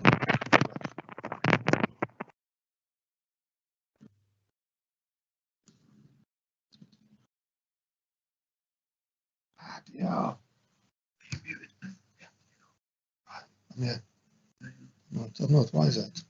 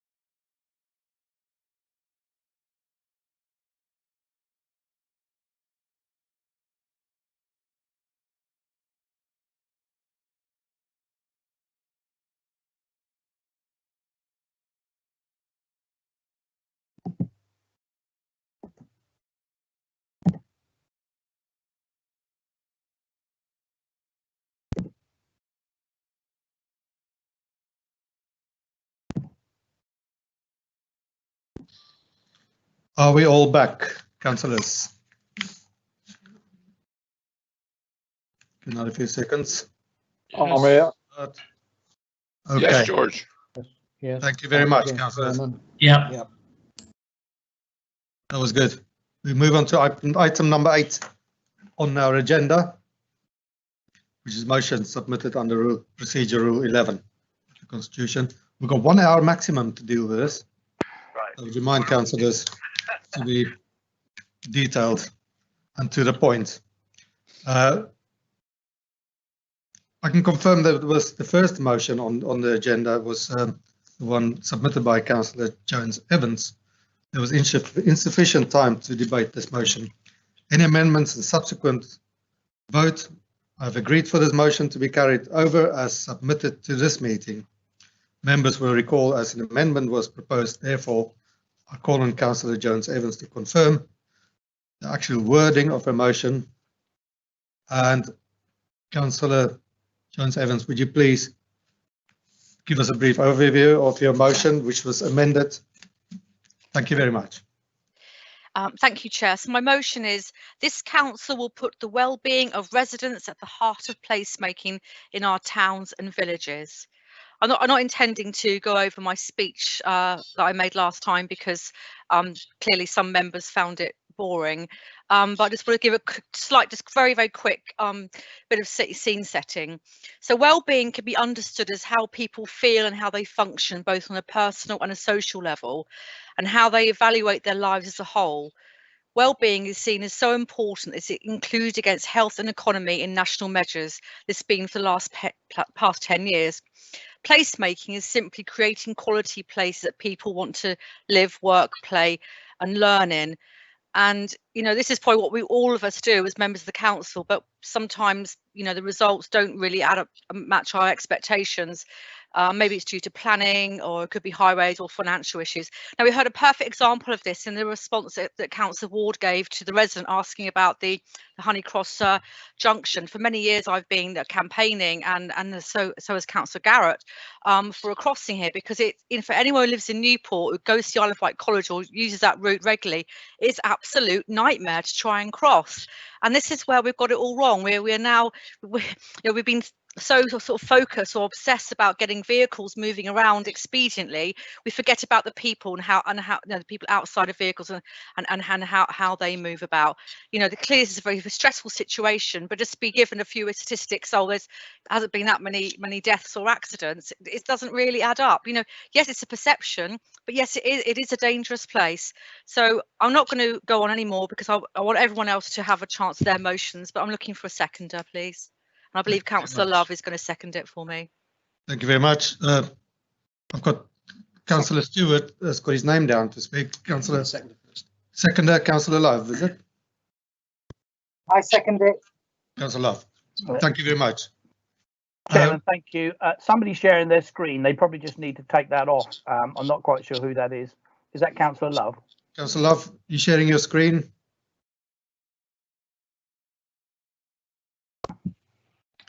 Okay, we can carry on with this. Thank you, Chair. You may recall that amendment was submitted into Councillor Jones Evans' motion, which was to put the words in "will continue," because this administration has been already, and I gave various examples. There you go. The council will continue to put the wellbeing of residents at the heart of placemaking our towns and villages. I think Councillor Jones Evans would accept that. I certainly would agree with her on the importance of wellbeing. If she's happy to accept that, then I would propose we move to the vote, Chair. I won't accept that, Councillor Chairman. Sorry, because I don't believe we are continuing. I believe we need to really affirm that we will do it. I don't think we are doing it. Hence my motion. So, Chairman, this puts me in a rather difficult place because this was debated previously, and I recall the amendment but we need now then to go to the vote on the amendment before we can go to the vote on the main motion, I think. Thank you. Are you proposing an amendment, this amendment? Yes, I am. I'm proposing that the words are "the council will continue," and I look for a seconder, please. Seconder. Anyone to second the motion? I'll second that. Councillor Brodie. Thank you very much. Councillor Brodie seconded that. Anybody wish to speak on this amendment? that case, we will go to the vote on the amendment. And I will call your names. Be ready on your...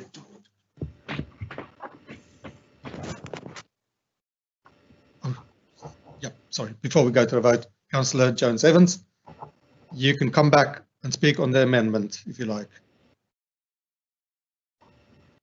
Thank you, Chairman. Yes, the last time I did accept the amendment because we're running out of time. I wanted to get to the vote because I thought it was an important issue, but clearly we're not going to be able to get a chance to debate this. But I don't believe as a council we are putting well-being of our residents at the heart of our placemaking, and this is why I brought it forward. There's no point putting a motion forward for something we're doing very well. So I don't believe we are doing it very well. So how can we continue, or we continue to do it poorly? So either way, I can't accept the amendment. I'm terribly sorry. Okay, thank you. We would still need to vote on the amendment before we can carry on. So I will call your name. Be ready with your button. Councillor Abraham. 4. Councillor Axford. 4. Councillor Brodie. 4. Councillor Beston. 4. Councillor Brading. 4. Councillor Chapman. 4. Councillor Churchman. 4. Councillor Hastings. 4. Councillor Henry. 4. Councillor Hobart. 4. Councillor Hollis.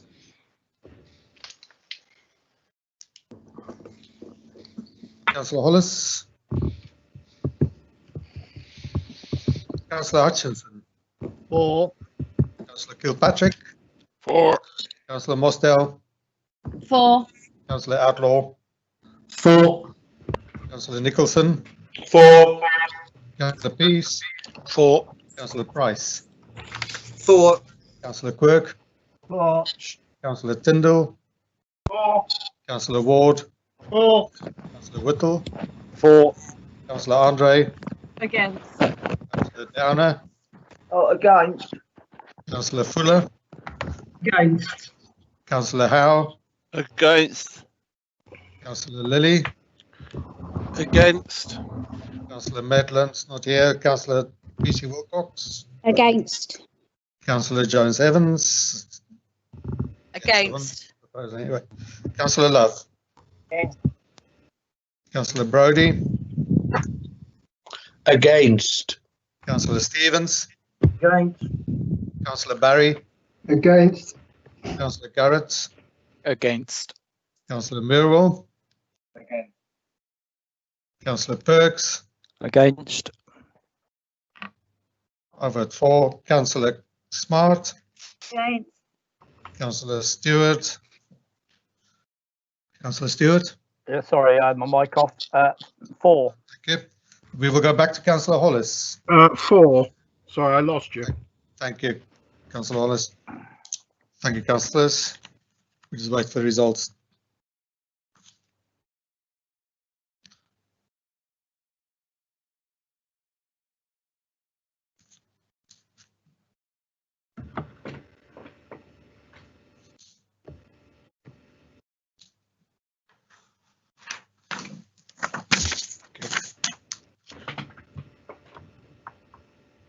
Those who voted for this amendment is 24.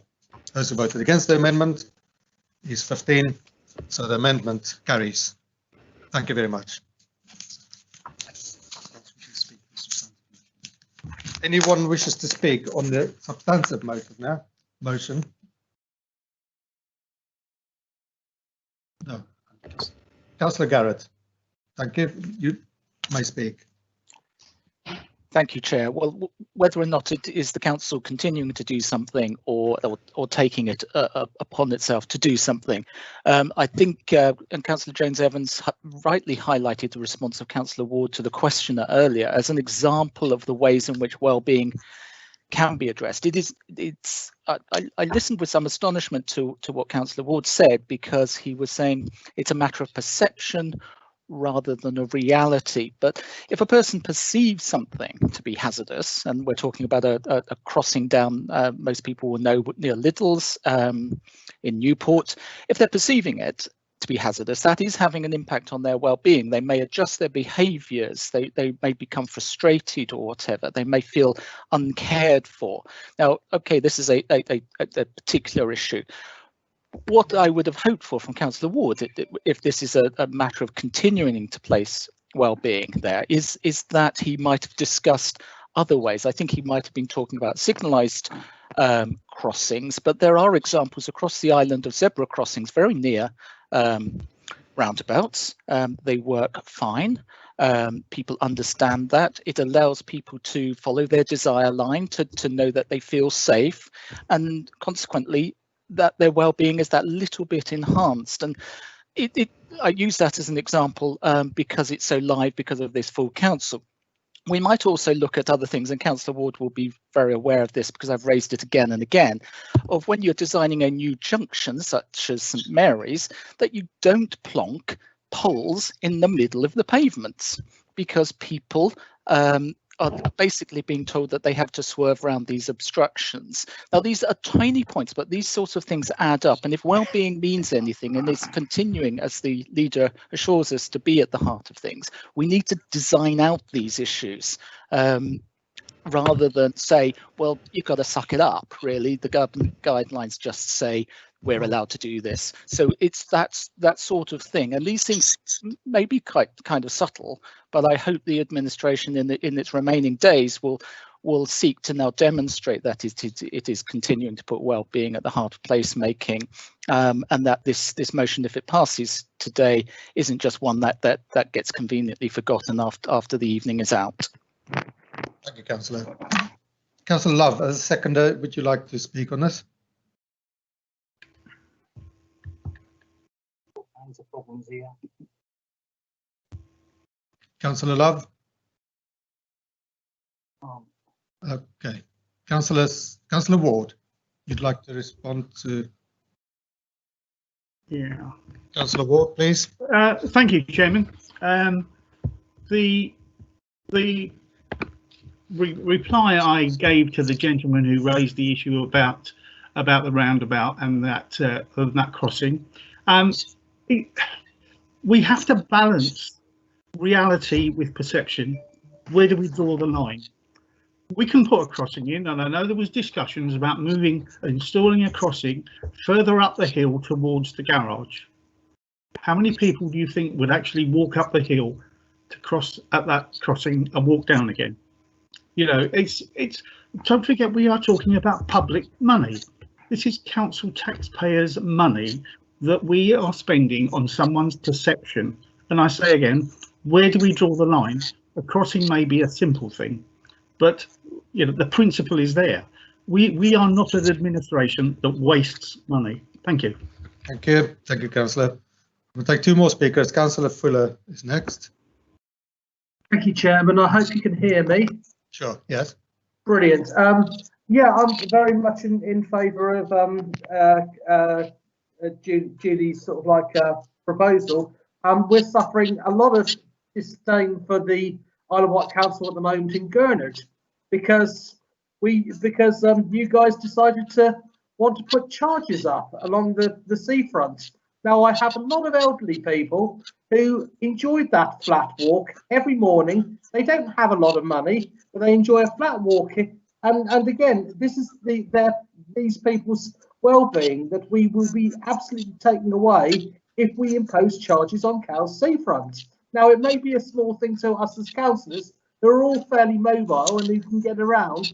But for my residents, they are not happy about this. And this is another example of the Isle of Wight Council not actually thinking about people's well-being. Whether you're looking at people who are mentally ill or people that have physical problems, this is a big issue for them. Local businesses as well, employing local people in my community, they are going to lose their livelihoods. They've already been kicked down by the COVID-19, and we're just giving them a kick as well. And again, it's that kind of well-being that we are trying to protect in our communities as our local councillors. So yes, I'm going to support. And you know, in defence to what Judy was saying, The Isle of Wight Council doesn't seem to be demonstrating to my community what they're trying to do locally to protect other people's well-being by making decisions that they are. Thank you. Thank you, Councillor Fuller. I'm going to take one more speaker, then we go to the vote. Then we've debated this enough. Councillor Price. Thank you, Chairman. I wasn't going to speak on this, but as the issue of Honeycross Way came up again, and this is a placemaking issue, yeah, there has been various conversations and discussions about Honeycross Way, and I think the data that we're relying on in regards to how serious an issue is there really can't be relied upon, because I think you've got to drive there between 8:30 and 9 o'clock in the morning, as I do every single morning, when I have to let young people cross the road right on that junction and allow them to cross the road safely, as luckily many other people do. But there actually is a solution. You put railings either side of the road to prevent people crossing on the roundabout, and you move the crossing further up towards the fuel station, as we've already suggested.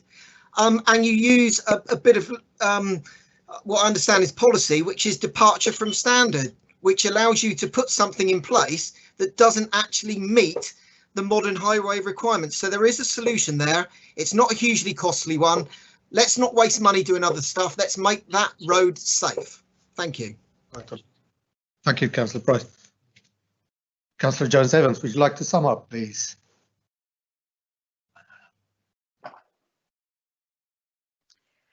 Thank you, Chairman, and I'd appreciate other members coming in to support what the thrust of my motion. I'm not going to say too much more because I'm really mindful that there are other motions on the agenda this evening, so I suggest we go to the vote. Thank you, Councillor. That's it. We go to the vote. Those in favour of the motion, substantive motion, would you please indicate? Councillor Abraham.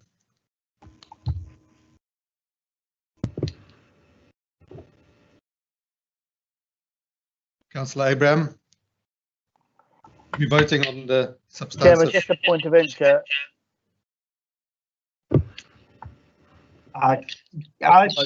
Can you, Chairman?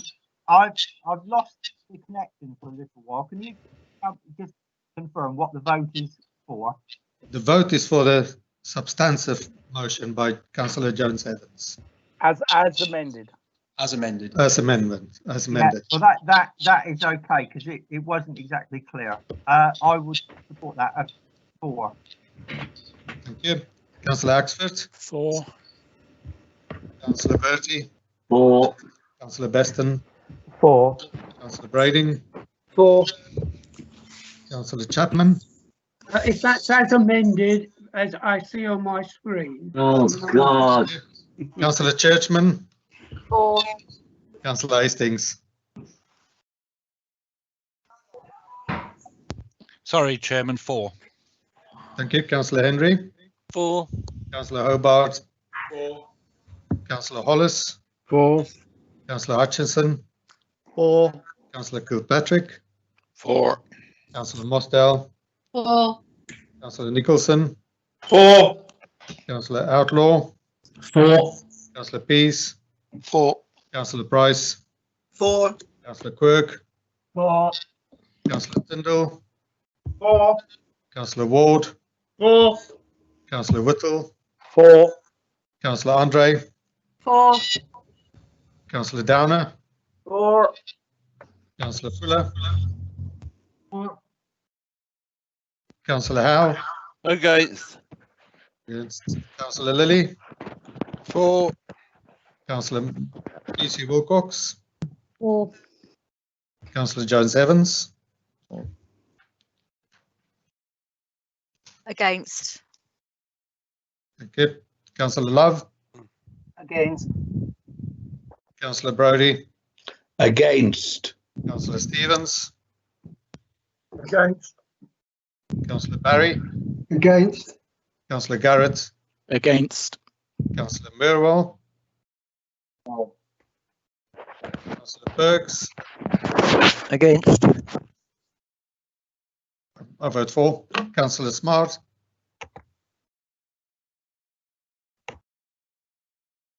Councillor Smart, Councillor Stewart, 4, Councillor Smart, lost Councillor Smart. Okay. 4. 4. Thank you.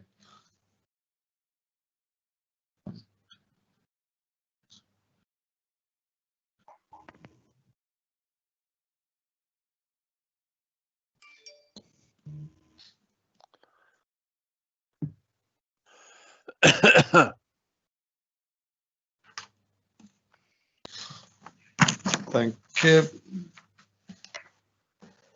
The result is 31 for and 8 against. So that motion with amendment carries. Thank you very much, councillors. We move on to the second motion. That is Councillor Clare Mosdell. Would you please with your motion? Thank you.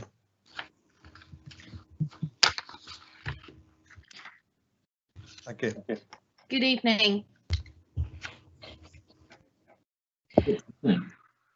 Okay, I have brought this motion to full council after the frustration of not being able to fulfil residents' wishes and make the rural and village roads where they live a safer and better environment for their day-to-day lives.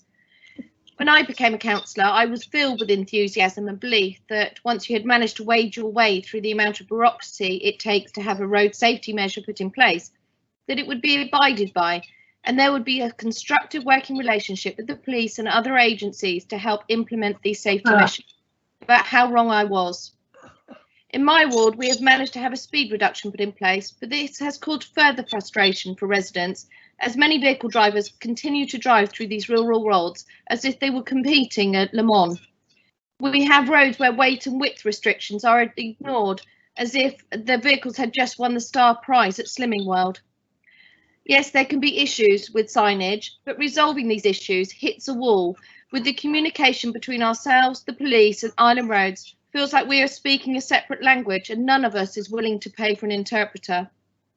If you have driven in London and have ever been fined for just having your car wheels for a nanosecond in a yellow box and caught on camera, the wincing effect of the £120 fine really does make sure that you don't make that mistake again. We must do something. And if you're going to speak against my motion, please make sure you have considered some way of encouraging drivers to drive in rural areas at the acceptable and advised speed, weight and width restrictions. I am of course open to ideas and suggestions, but have met with literally everyone I can think of to try and enforce better driving and road safety.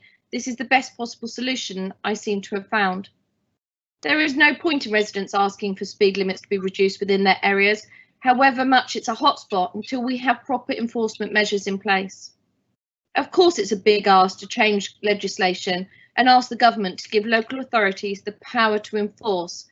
But at the moment, if you're walking on a rural road in a residential area with no pavement, you can hear the cars tearing towards you. What will happen when all cars are electric, when they are silent and can have the capacity to drive at 50, 60, 70 miles an hour in a 30 miles an hour zone? My short-term ask would be for Cabinet to consider investing in average speed cameras. Our commitment to this would hopefully encourage the police to enforce the fines at those caught not adhering or caring about the residents who live in the speeding prone areas. We cannot continue to do nothing. Thank you. Thank you, Councillor Mosdell. Do you have a seconder? It's me, Chairman, Councillor Ward. Would you like to speak on that now? Yes, please, thank you. As the Cabinet Member for Highways and Infrastructure, I am regularly asked for speed limit reductions, this action, that action and what have you. And to be honest, I totally agree with Councillor Mosdell. You can put in whatever restrictions and limits you want. Trying to get them enforced is a different matter altogether. And it's got to the point where people, and I'm talking about officials, are saying, well, we just can't enforce it. So, OK, so what do? We have to change the system. I don't criticise the police, they're overstretched. So we have to look for another way. And I think for the council to take on enforcement powers, is probably the way to go. Well, it must be the way to go. And I would hope that the government will finally accede to our request. You know, we've spoken to the MP. Mr. Seeley knows exactly what we want, and I know Councillor Mosdell has spoken to the LGA. So there is a route to changing the rules. So that's what we want to achieve. Thank you. Thank you, Councillor Ward. That's very encouraging to hear. Councillor Jones-Evans, would like to speak? Thank you, Chairman. And I thank Councillor Mosdell for bringing this motion forward. It's very timely and much needed. I wholeheartedly endorse it. As you know, well, you may not know, but people that know me know that I've been campaigning for 20 mile per hour in the centre of Newport and our residential roads for some time. And in fact, I brought a motion to full council 4 years ago, which was passed, where we're going to be looking at 20 miles per hour in all of our urban centres and residential roads, just to make it safer for people. It gives a very good indication of for motorists of what area they're in. They see 20, they can start thinking people, and that's the important thing. You know, I wrote to Grant Shapps back in May because you know, really to make this easy, the government could just at a stroke of a pen create as the default limit across the country, but while it's actually left up to local communities to have to lobby to get the change they want to see in their communities. I do get what Councillor Mosdell's saying about the endorsement, but what it is, we have this disparity. I mean, you're driving through Brading 1 minute, 20 mile per hour, through parts of Pan, 20 mile per hour, parts of Sandown, 20 mile per hour.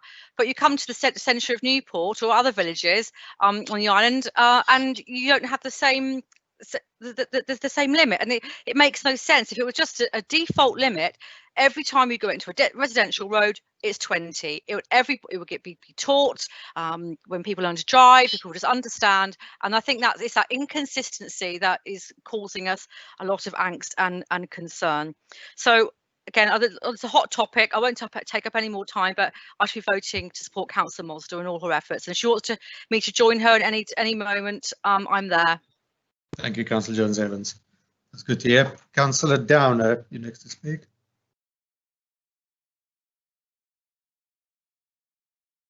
Councillor Downer. Thank you. Thanks, Chairman. And I'll be supporting Councillor Mosdell's motion because I have discussed with Councillor Mosdell about her problems in Newchurch and also the problems in Godshill as well. You get the 20 mile per hour in there, but then you get lots of concerned residents and complaints. The other thing I would like to say is that driving over the years has completely changed.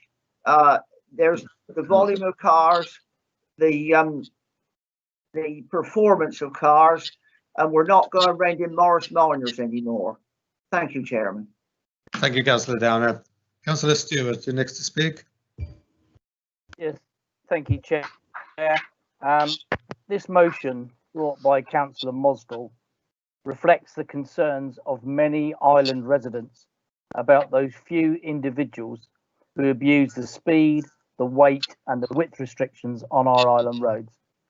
And the motion's another example of this administration considering the well-being of our community.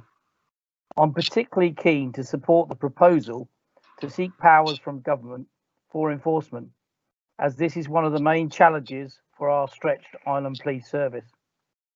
I'm also keen to promote the availability of mobile average speed cameras here on the island, as they will better enable us to manage our response to matters such as vehicle speeding on the military road or elsewhere. With a proposal coming forward from a major motorcycle event, Diamond Races, many local residents have expressed their concerns about whether this will encourage more speeding abuse. Councillor Hastings and I have been very clear that securing our support as local ward councillors for this event is always caveated by the importance of ensuring community safety. Having the tools to address the existing problems relating to speeding will go a long way to meeting that expectation and help to further reassure the local community. So I shall support this motion and I would encourage all members to do the same. Thank you, Chair. Thank you, Councillor Stewart. Councillor Hastings, please. Thank you, Chairman. Yeah, what the leader has just said, I absolutely agree, and I'm very pleased that this motion has come forward by Councillor Mosdell. Being a custodian of a rural ward, this has long been an issue, and as the leader's just said, yes, we've had a lot of talk and discussion over recent months about the diamond races. And some are for, some are against, and for all sorts of reasons. Most of the reasoning and most of the troubles with that at the moment are on health and safety and speed, but it's not the speed of the race itself, should it go ahead. Most people I speak to are not so much concerned about that, they're concerned about copycat riders riding and racing the course. But that's not new. That's not new because of diamond races. That's long been a problem. At weekends where I live in Bryston, we hear them at full throttle going up and down the military road. And it's no good doing a little bit of, the police turn up every so often to do a bit of speed check. It's no good at all because they simply behave at that moment in time and then rip the road up later than at other times. The answer to this is, as the leader said, is mobile average speed cameras. That way you take out the whole of the military road and they can't do what they do on a regular basis. And I'm actually very pleased that Councillor Mosdell has put in the weight and width restriction enforcement as well. I had a case recently where we have signs up to say you can't go down there over a certain width, and a coach came down that road and didn't just take out a fence or a bit of a perimeter wall, took out great blocks of the person's house. You know, ridiculous. What were they doing down there in the first place? So very pleased, and I support this motion entirely. Thank you, Chairman. Thank you, Councillor Hastings. Mindful of the time, I'll bring in two more speakers and then we move to the vote. Councillor Kilpatrick, you next, please. Councillor Barry. Councillor Barry is next. Thank you very much. We've been talking about 20 miles an hour speed limits through all our villages for years. I'm surprised we're discussing this now, especially as we just passed a motion that says we'll continue to put the well-being of residents at the heart of placemaking in our towns and villages. That's a good example of putting people at the heart of things. But we haven't before, so why are we waiting this long? And why does it need a cabinet member to bring it forward? Like the next motion about parking on pavements. I'm all for it. Everybody's all for it, but, well, thank you. Thank you. Councillor Barry. I think we've discussed this enough. I'm satisfied it's been debated. I'm going to take this to the vote. I'm sorry for the other members who's waiting to speak. But we can go to the votes, please, if you're ready with your fingers on the button. Councillor Mosdell, do you want to just sum up quickly before we go to the vote, please? Yes, please. Thank you. I do slightly object to Councillor Barry saying that a cabinet member brought this. I'm elected to represent my residents, which is the ward of Arreton and Newchurch. I think that we need to remember my motion is actually about enforcement and saying that, you know, to have 20 miles an hour, etc. put through villages, then we need to actually make sure that those measures can actually be enforced.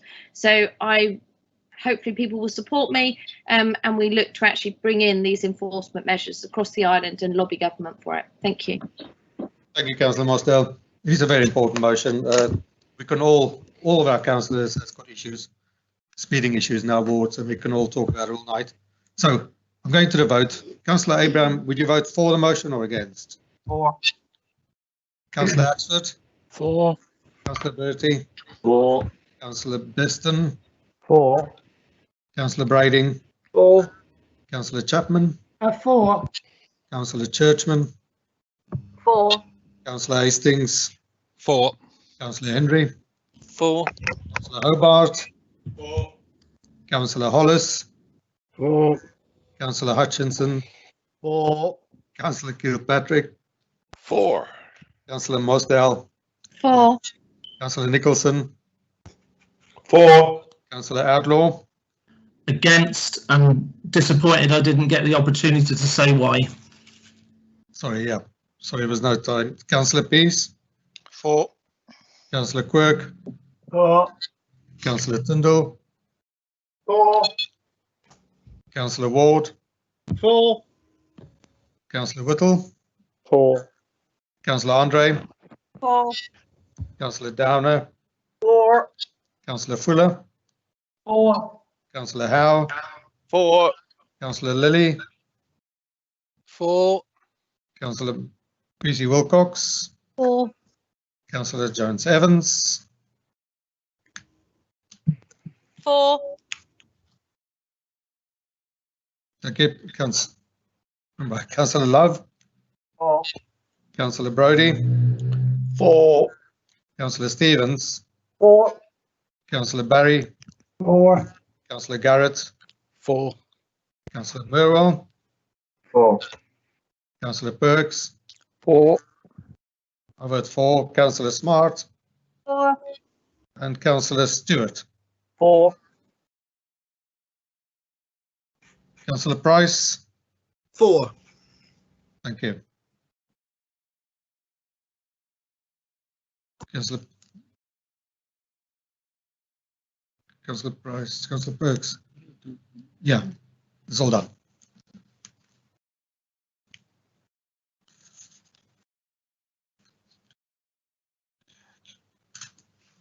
Okay.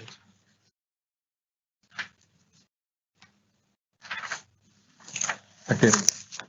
Okay, that is 38 for and 1 against. Thank you, Councillor. Councillors, that motion is carried. And we move on to the next one, which is submitted by Councillor Ian Ward. Would you please submit your motion, please? You've got 5 minutes to speak. Okay, thank you, Chairman. It won't take that long, I'm sure. It's pretty much along the lines of the last motion. What we're looking for is enforcement powers. We are concerned about the dangers of pavement parking causing problems for sight-impaired residents, disabled residents, pram and pushchair users and mobility scooters users, as well as the general public who want to access, who want to address the situation on the island. Therefore, this council asks that the leader write to the appropriate minister in government to request obstruction enforcement powers for our parking enforcement team to be able to deal with the situation locally without having to rely upon just the police who already have enough to do. If I could give you a little bit of background to this, I've been involved in a couple of high profile cases where people were blatantly breaking the rules, obstructing people, blocking the whole pavement, and with my discussions with parking services, who, to give them their due, went and looked at the situation, but concluded that actually they had no powers to do anything about it. So I asked members to support this in line of getting more enforcement powers. Thank you. Thank you, Councillor Ward. Do you have a seconder at all? Yes. Yes, Councillor Hastings, I will second it. Thank you. Thank you, Councillor Hastings, very much. Councillor Axford, you indicated you would like to speak on this motion.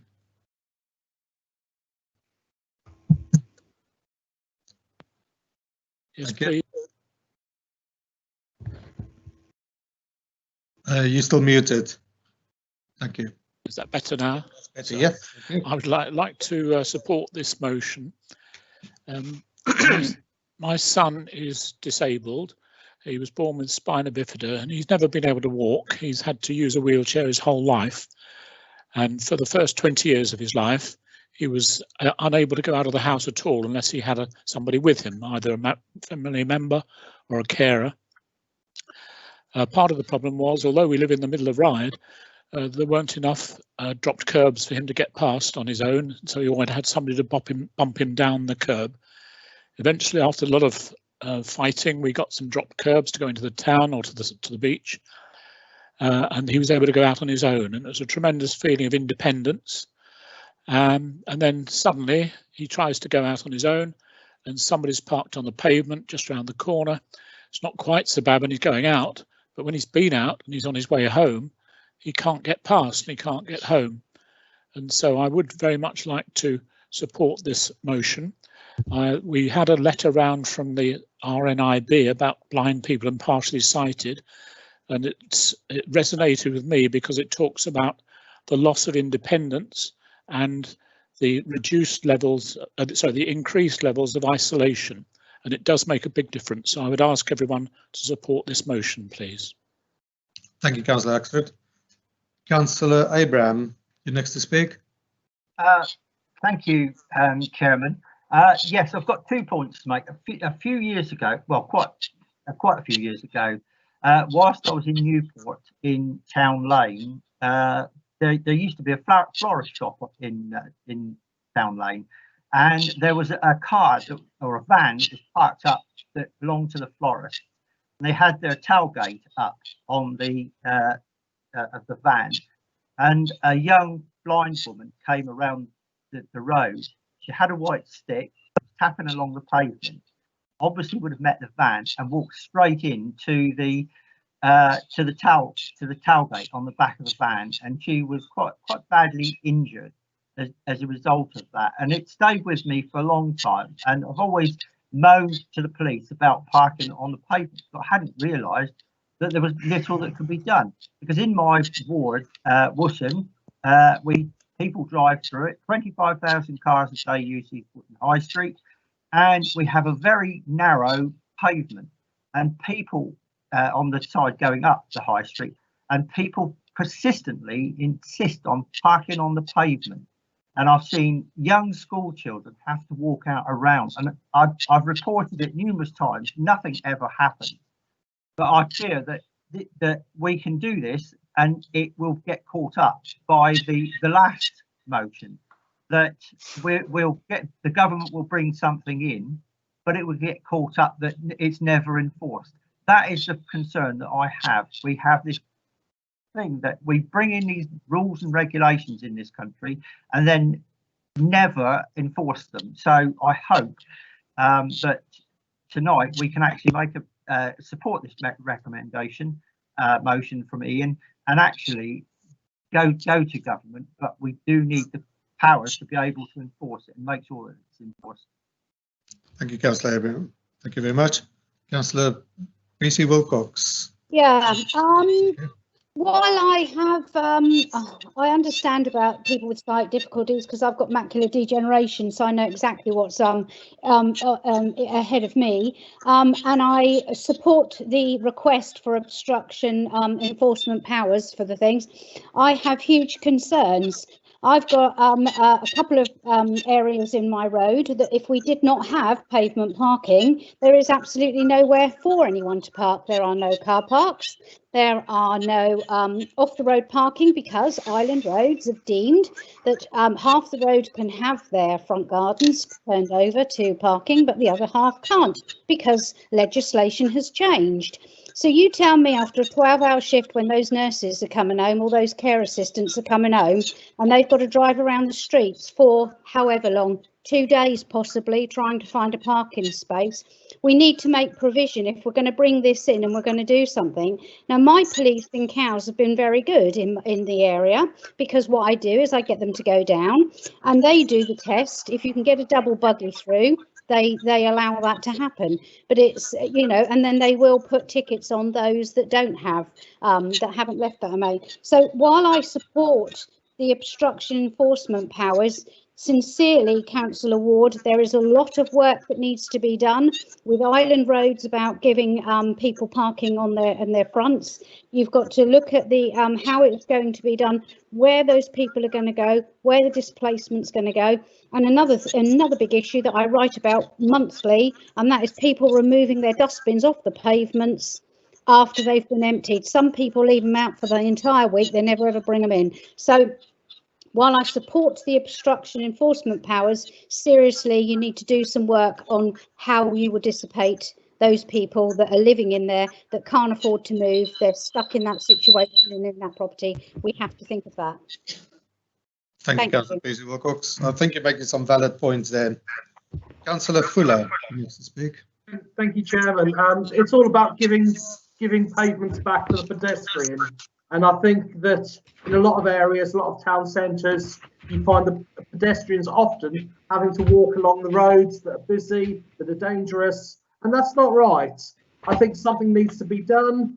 I've spoken to the police, as I know many other councillors have, and found out that for the police, this is not a high priority for them. If this was transferred to the local authority, I understand totally where Councillor Ward is coming from. This would give us to make this a priority within the Isle of Wight Council for Isle of Wight people and Isle of Wight pedestrians. So I am in full support of Councillor Ward's motion, and I thank you very much for bringing it. Thank you. Thank you, Councillor Fuller. Councillor Stewart, you're next to speak.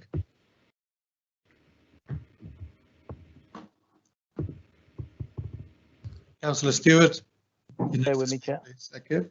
Thank you. I was just unlocking my mic. Thank you, Councillor Ward, for the motion. Another example of this administration considering the welfare of our community. This is a prevalent problem even on my ward. I've got one local disabled resident, elderly, who has to regularly navigate around vehicles into the road to get past on a pavement. And I'm sure other members will have many examples. It just shows a total lack of consideration for others. And in response to this motion, I can confirm that I shall be pleased to write to government through our MP regarding the additional enforcement powers for our parking enforcement team. This will enable them to deal with these matters without relying on our stretched police service. And I too am grateful for Councillor Ward bringing a real public issue to this council debate. Thank you, Councillor Stewart. I'm mindful of the time, so if people can keep it short. Councillor Lilley, you're next to speak, please.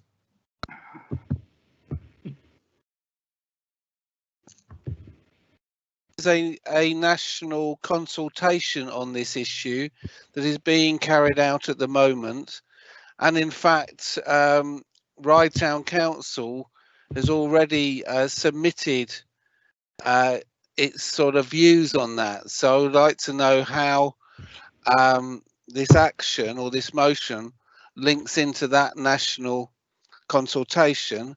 I totally support the motion because actually we have very small pavements in Ryde, and actually even with cars not going onto the pavement under COVID, people have to actually walk into the road to socially distance. So we do need to have exactly what Councillor Peachy Wilcox has put forward, do a lot of work on this.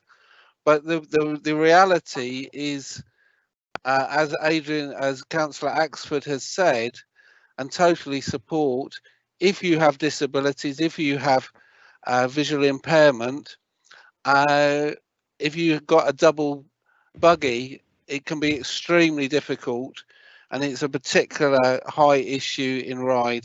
So I do support the motion, but I do want it linked to the national consultation. Thank you. Thank you, Councillor Lilley. Can I remind councillors to turn your cameras off when you're not speaking? We're losing some quality here. Councillor Brodie, you're next to speak. Yes, thank you very much, Chairman. I do have sort of mixed views on this one in some respects. There are a lot more cars now. Cars are a lot wider than they used to be.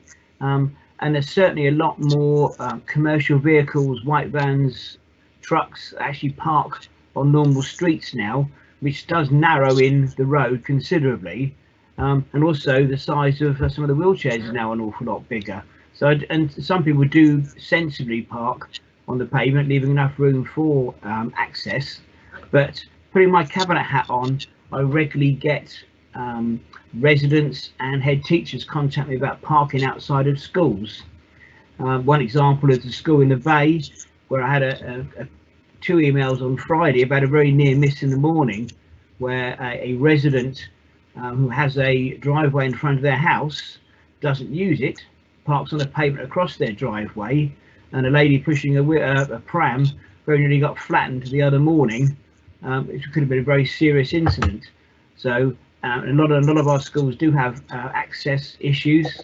So for that very reason, I'll be 100% supporting this motion to give us the powers we need to make our pavements, roads safer for all users. Thank you.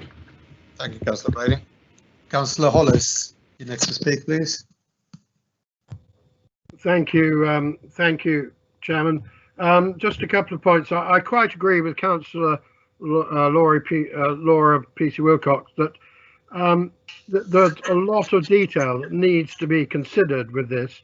It's not just a question of oh, that pavement, well, you can't park on any pavement. There are some pavements you have to, but if it can be done in such a way that it satisfies both motorist and pedestrian, that's what should be aiming for.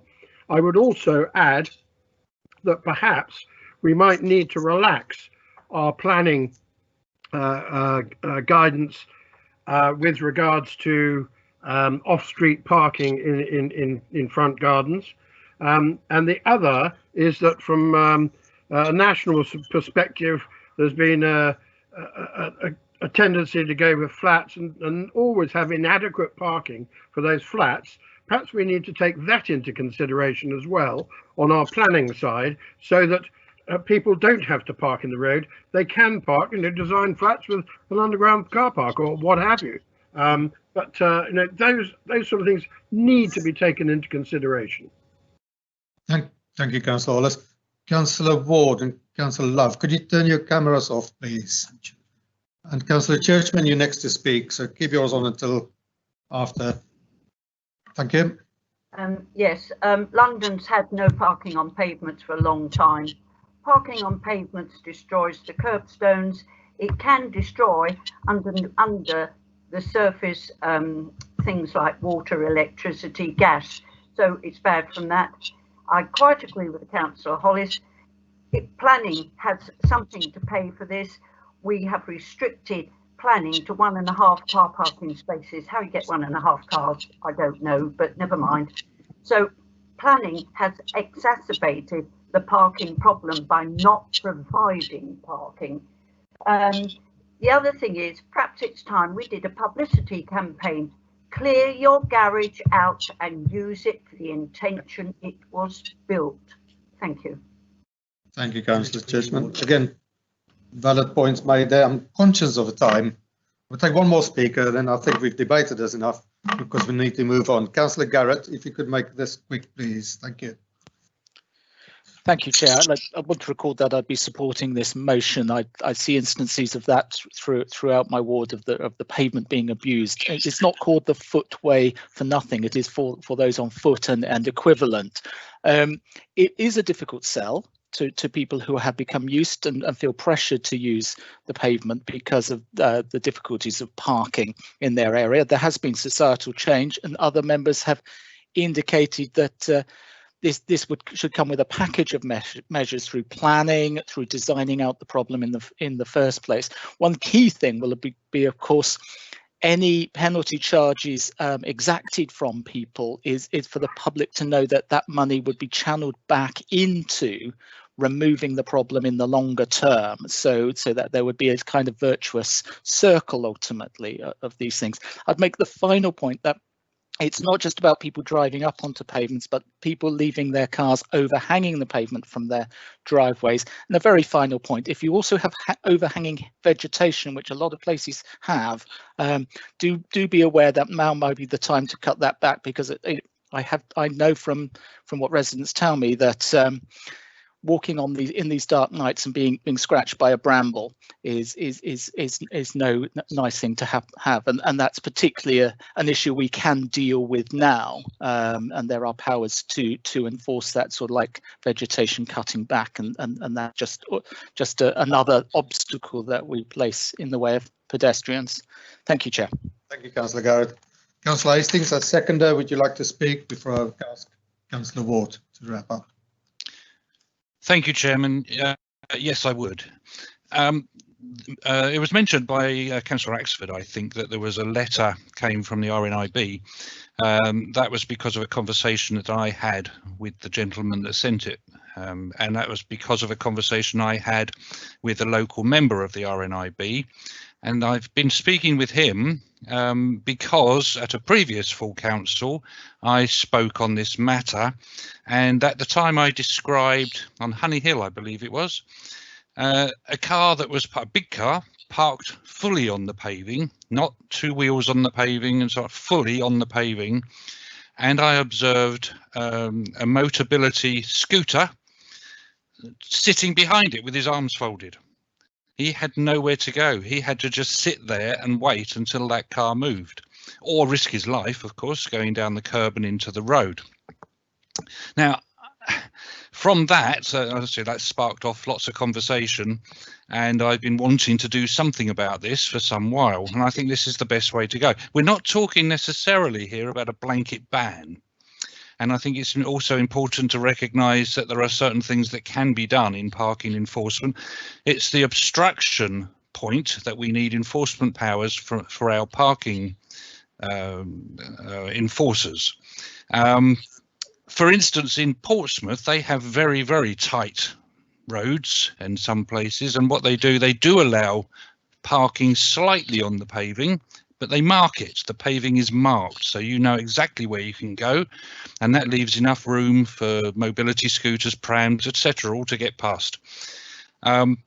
So I'm really pleased that we've got this here, and it does fit in. Councillor Lilley's absolutely right. It does fit in with the national consultation that's going on at the moment, and I would urge all members to go ahead and fill that in as I have, and I filled it in for myself and on behalf of the local member of the RNIB that I've been talking with.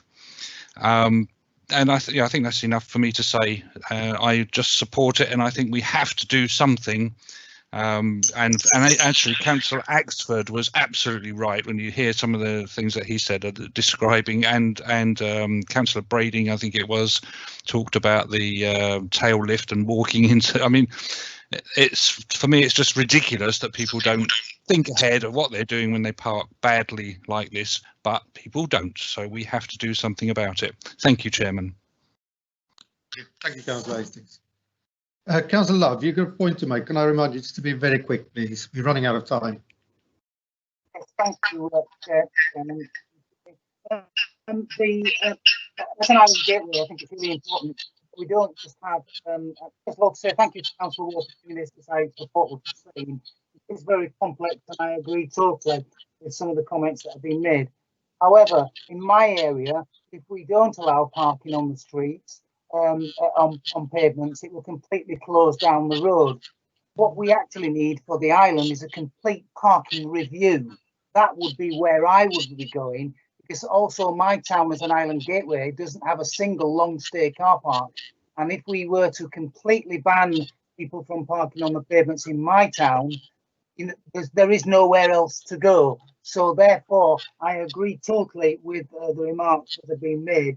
But I do ask you to actually consider having a complete parking review for the Isle of Wight, rather than just looking at a small specific part. It's clear from everybody that we need to do more. That's my plea. Thank you. Thank you, Councillor. Yeah, that's quite important to look at that. Councillor Ward, would you please sum up? Thank you. Thank you, Chairman. I would just like to stress the point that was made, that we are not asking for a ban, a blanket ban. We're just asking for powers of enforcement. I totally take on board what Councillor Love has just said, because I know that particular area in East Cowes where the residents have to park halfway on the pavement, and that sort of stuff we can actually legalise, and I think that particular patch is legal. So please don't think we're going to stop everybody parking on the pavement just for the fun of it. It will be done, you know, with discretion. Hopefully, that's if we get the powers. You know, and this is what the motion is about. It's about getting the powers. Thank you, Chairman. Thank you. One last point. Councillor Love talked about parking review. We've just got a report in. We've had a parking review done, and I've just got the report in. Thank you. That's brilliant. Thank you very much. That's quite good news. Yes, after all these discussions, on the last paragraph of the motion, it says all we do is ask for powers to deal with it. Therefore, I'm going to go to the vote on this. Could we have indications if you are for the motion or against? Councillor Abraham? For.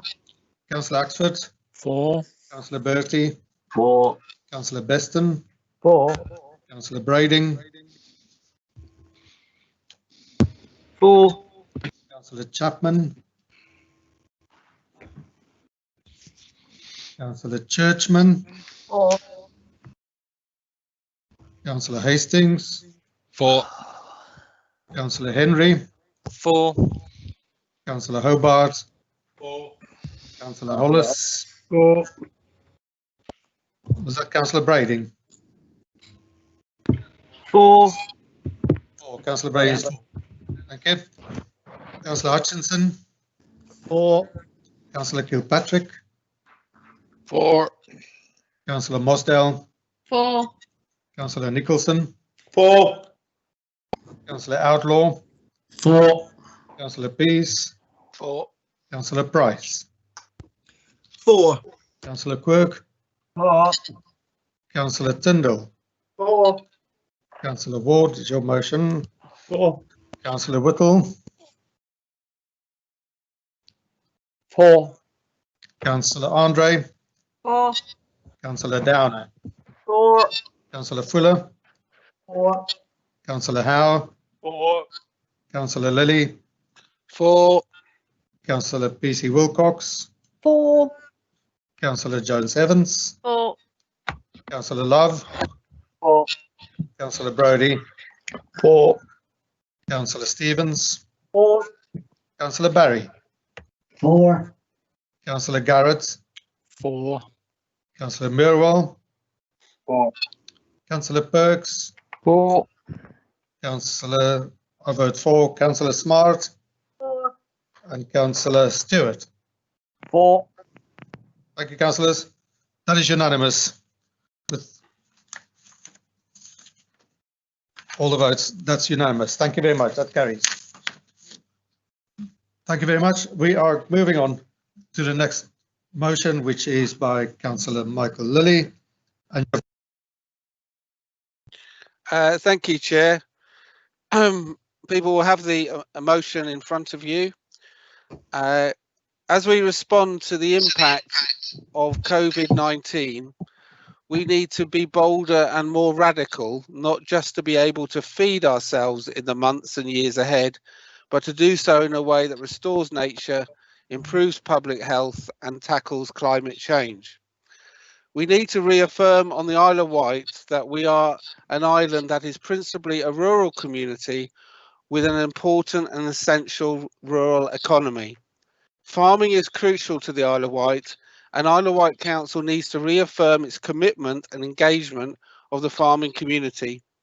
As one of the 689 biosphere reserves in the world, Isle of Wight cannot afford to lose sustainable farmland. UNESCO biosphere reserves are some of the best examples where communities had found ways to resolve the conservation of ecosystems with their ongoing sustainable use. The Isle of Wight has to tackle an emerging battle for our green fields to honour our UNESCO biosphere status and our commitment to climate change through our climate emergency strategy. The house building agenda on the Isle of Wight, not managed very tightly, could simply destroy economical and sustainable farming on the island. Any agricultural land on the island not in a conservation or AOB area is exposed to the reality that it's more valuable with planning consent to build houses than being farmed to the owner of the land. Whereas agricultural land, as reported by Farmers Weekly in 2020, has a value of 8,000 to 12,000 per acre, the same land with residential housing consent can achieve 30 to 40, even 50 times the value. A small 100-acre farm with land worth 800,000 suddenly is valued at 24 million, according to Farmers Weekly. Isle of Wight Council has an ethical and moral responsibility to protect viable and sustainable agricultural land for future generations of farmer and the wider community. If it's left to the market, every landowner on the island could cash in our green fields. This is not about providing housing by socially minded private developers, It is about profit and making millions of cash. The Isle of Wight has food poverty, which is emphasised recently by the free school meals debate. We have wards that are within the top 10% of wards with the highest deprivation in the UK. As an island, we rely very heavily on food being imported from the mainland. We need a healthy local supply of food that is accessible and available to all our residents.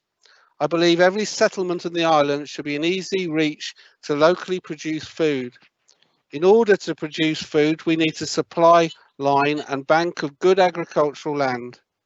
The threat of house building on suitable agricultural and horticultural land when the land value is ridiculously higher for houses than producing healthy and nutritious food, protecting nature and the environment, enriching the value of the tourism offer of providing locally healthy food, reducing food miles across the Solent, and mitigating against climate change simply due to it making more money for the landowners is obscene. Isle of Wight Council has to protect farmland much more rigorously with its future island plan and lobby government hard to get an island exemption on any planning legislation. Buying local farm produced food creates a connection to people and the planet and our island. By having a farm on your doorstep, a farm in walking distance to every settlement on the island, and the ability to visit the farm that produces local eggs, milks and grows our food, and we can physically touch the land, goes beyond physical health and nature. It connects us with the core of humanity. It makes us feel good about ourselves, mind, body and soul. I call all members to stand by the farming community that produces local food for our economy and our community health, and please vote for this motion. Thank you, Councillor Lilley. If I can just come in there, I'm going to exercise my right here as chairman under Procedure Rule 9, Part 4A of the Constitution. I'm determining that this subject of matter of this motion comes within the province of the Cabinet, and it will therefore be referred without discussion to the Cabinet. I don't know if you remember a few meetings ago with Councillor Medland's motion, I referred something to the Planning Committee. This is a very, very technical issue. It's very important to be discussed and to make it formulate policies for this motion. And I think the Cabinet is the proper forum to deal with this and to discuss it with the full merits it deserved. So therefore, I will move on without discussion. Thank you very much. With that, we will move on to the last motion, which is by Councillor Brodie. I just also say I'm using my discretion to extend the meeting by 15 minutes because the voting time took up quite a lot of time because it's a different method of voting. It does take up some time, and I will use this time for Councillor Brodie's motion. Councillor Brodie, would you please submit your motion? Thank you very much, Chair. I do appreciate you allowing us a little bit of extra time. I will be brief. There is an amendment to my motion, a couple of words from Councillor Stewart in the final paragraph, which will change it to read, Council therefore call on the Isle of Wight Council Cabinet to consider introducing rather than to introduce, in the interests of moving this forward, in the interests of Newport businesses, and in something that all Newport councillors supported at our community council recently. I have accepted that amendment. So hopefully we can move forward on this. This was carried without opposition at Newport and Carisbrooke Community Council recently.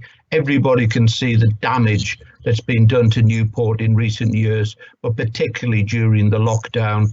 Visiting the town centre at the moment is deeply depressing, and so we need to be doing something about it. I understand the financial implications. I'm no fool about these things. All I'm asking is that the Cabinet have a serious look at this and trying to help business in Newport to try and restore what every other town centre in Newport has. Half an hour free parking at least in the centre. that will get people hopefully coming back to our town and getting independent shops starting to reopen. Thank you, Chair. Thank you, Councillor Brodie. Do you have a seconder for that motion? I'll second it on the basis the amendment's accepted, Chair. Is it Councillor Stewart? Stewart, thank you. Councillor Stewart, would you like to speak on it? Can I thank Councillor Brodie for bringing his motion and for accepting my amendment? Councillor Brodie is absolutely right to identify the demise of our retail in our county town, particularly affected by COVID-19. We all have a common aspiration to reignite Newport and make it a vibrant destination. Councillor Brodie has highlighted he was supported by Newport Community Council and he wants to see free parking in Newport that will further that aspiration. I can confirm that the Cabinet will undertake to consider his proposals, not only as part of our overall budget process, but also because we have a common goal and we want to see this historic town become a place it needs to be in the future. So I would encourage all members to support this motion as amended, and I do actually thank Councillor Brodie for bringing this motion to full council. Thank you, Chair. Thank you, Councillor. I think it's quite a good motion and we all need to support it. All towns are suffering, all small shops need supporting by the local communities. So can I bring in Councillor Price, please? Thank you, Chair. I wholeheartedly support this motion. Myself and Councillor Brodie work together on many things in Newport for the good of Newport, and we will be told possibly that Newport attracts people from all over the island, and that's why Newport's always had this disproportionate issue with parking, and the income that Newport brings to the budget is to understand still over 67% of the whole island's parking revenue income, and that is wholeheartedly unfair. Certainly in a town that is at the moment really struggling from a retail perspective. The big retailers are pulling out of the high streets, not just in Newport, all around the country, of course. What we need to do is attract the independent retailers back in, but what we need to preserve what is left there is customers, and we need a concession for Newport, and half-hour free parking, I believe, will be a major step towards bringing or attracting some people back into Newport as soon as Newport can open for business again. Our community council in Newport is proactive. We're doing a lot to try and bring some new initiatives into Newport, working with the Isle of Wight Council on a number of ventures. And as a community council, some members here tonight are on that community council. I think we're working very hard to do what we can for Newport, and I think this would be a much needed shot in the arm that the Isle of Wight Council can bring. So I thank the leader for accepting this motion with the amendment, and for Councillor Brodie for bringing it forward. Thank you. Thank you, Councillor Price. Councillor Hollis, would you like to speak, please? Thank you, Chairman. And not often I agree with Councillor Brodie, but this is one of the ones I do. And I think it actually recognises the importance of a car as a vehicle to take people into towns. Yes, okay, it's going to move from petrol to electricity, probably for the very good. But you know, it is a form of communication, or transport is a form of communication, so that people can go shopping. I do believe that you have to speculate to accumulate, and you can't always bash the motorists. But if you look at it in reality, what is probably going to happen is people come into the town, those people that want to, you know, going somewhere else, whatever, nip in, out, boom, that's extra business for the shops. But those people who are going to stay longer will go and pay for the car parking anyway, because they're going to say, oh, I'm going to be longer than half an hour, or I'll buy a ticket. It is sad, I think, a sad indictment that we perhaps have too many supermarkets around or in and around our county town, and it has been to the detriment of our shops in the high street, as well as other things, and it's one of the reasons why I voted against the ASDA development. Thank you. Thank you, Councillor Hollis. Councillor Garrett, you may speak, please. Thank you, Chair. Well, I wholeheartedly support this motion of Councillor Brodie, and did so at the Newport and Carisbrooke Community Council meeting not long ago, and certainly because it's in keeping with something that Councillor Barry and I moved as a budget amendment earlier this year, obviously pre-COVID and pre the damage that is done to our society, in that we would trial free parking, at least in Newport High Street. And Councillor Brodie's motion, of course, goes further, and rightly so. Nothing is worse for a town centre than to be completely devoid of people, and to bring people back into our towns and make them places that people enjoy and are comfortable with and have confidence in is going to be absolutely vital. So I really do hope, and I trust that the leader is going to take this very, very seriously from what he has said, to make some of this a reality. Newport is struggling, as all of our towns and retail areas are, but Newport is struggling in a very specific and particular way, and deserves this support to get us through this crisis. Thank you very much, Councillor Garrett. We've got 7 minutes left and 4 speakers. Councillor Julie Jones-Evans, I would like to go through all this and get to the vote before we're finished. So mindful of that, Councillor Jones-Evans, please. Thank you, Chairman. You can rely on me to be brief, I hope. So just a few points to make. What we're looking for is parity. Just got 2 figures for you. Ryde has 344 limited waiting spaces. So these are places where you can park for maybe 30 minutes, an hour. Newport has 146, and some of these aren't even in the town centre. Some of these are way up in Parkhurst. So there's a lack of a playing, common ground here. The level playing field that everybody asks for. I hear that Councillor Ward says we've got the parking. Parking review that's been done. So Shaping Newport, which, as you know, is the Community Council, the Newport Business Association, the Isle of Wight Council, has been working very hard on this ever since it formed 3 years ago. There's a lot of work that's been put into it. What I haven't done, we haven't actually seen the document yet. I had Councillor Hayes was waving it around the other day at a meeting, but I haven't actually seen a copy myself, and I understand we're not going to be seeing it until quite some time. So what we also need, 30 minutes is fantastic. We need dwell time. People need to be able to come into town, have a cup of coffee, do some shopping, go to the bank, all the things that you can do in a thriving town centre. Yes, it's important to pop in, but we need to make more use of our car parks. If you remember back in 2016, we had the parking strategy, which said that it was shocking the way that the signage to our car parks, people just didn't know where to park. We've got quite a lot of parking. We need to have better signage. Nothing's happened in 4 years, and we also need to think about the times of the park. We need to have some 5-hour, slightly longer than the 2-hour limits we've got at the moment. So it's a massive issue. Yes, I agree with Councillor Hollis about ASDA. That's again why I took myself off planning committee. Would never ever support the selling off of public land to a massive supermarket and all that money going off the island. And we just need to work together on this and get a balance for Newport. Thank you, Councillor Brodie, for bringing this forward. Thank you, Councillor.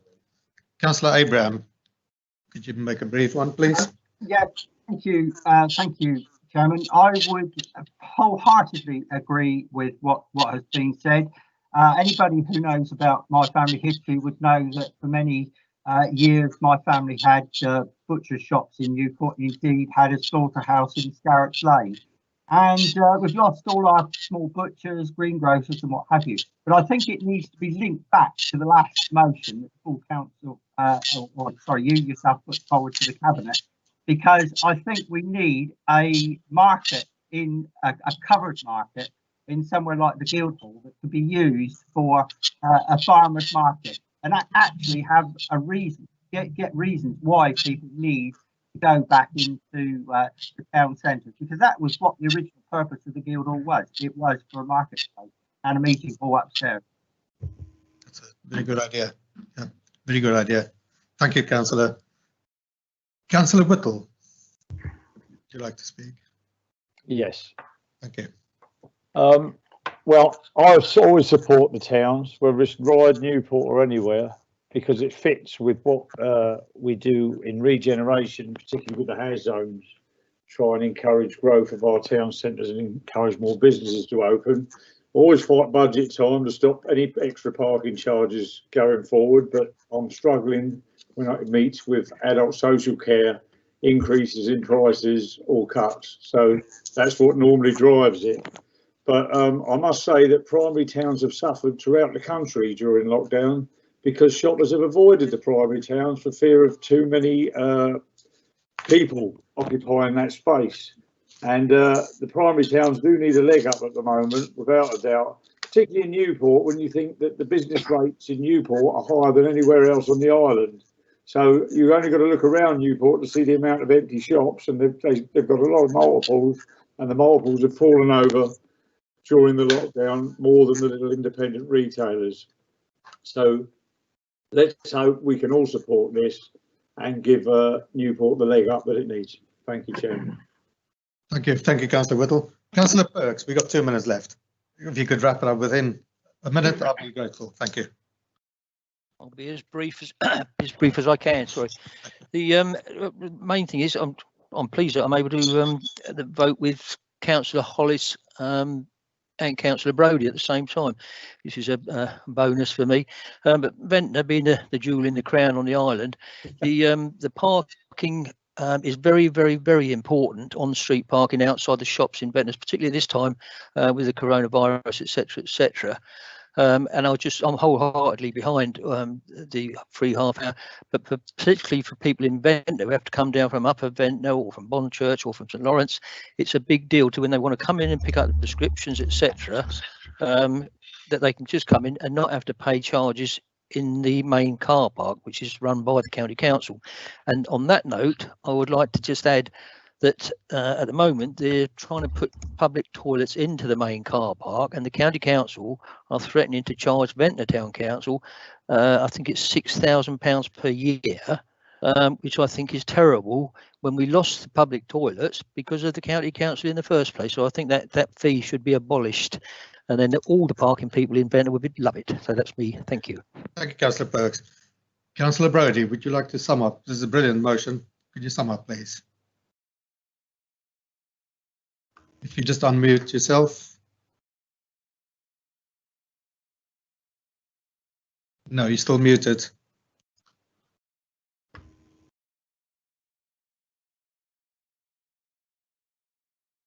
No. Can't hear, no. Try again to unmute. Simon. Okay. No, sorry. Thank you anyway for that motion. Apologies for that. This is the equipment we have. Can we go to the vote, please? Councillor Abraham, are you for this motion? Thank you very much. Councillor Axford? For. Councillor Bertie? For. Councillor Beston? For. Councillor Brodie? For. Councillor Chapman? For. Councillor Churchman? For. Councillor Hastings? For. Councillor Henry? For. Councillor Hobart? For. Councillor Hollis? For. Councillor Hutchinson? For. Councillor Kilpatrick? For. Councillor Mosdell? For. Councillor Nicholson? For. Councillor Outlaw? For. Councillor Pease? For. Councillor Price? For. Councillor Quirk? For. Councillor Tyndall? For. Councillor Ward? For. Councillor Whittle? For. Councillor Andre? For. Councillor Downer? For. Councillor Fuller? For. Councillor Howe? For. Councillor Lilley? For. Councillor PC Wilcox? For. Councillor Jones Evans? For. Councillor Love? For. Councillor Brodie? Your motion? Indigo. Frozen, yeah. Councillor Stevens. For. Councillor Barry. For. Councillor Garrett. For. Councillor Murrell. For. Councillor Perks. For. I vote for. Councillor Smart. For. Councillor Stewart. For. Who was it? Councillor Brodie, are you back with us?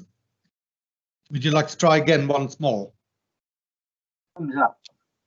No, that's it. The motion is unanimous. Carried. Thank you very much for bringing it to the council.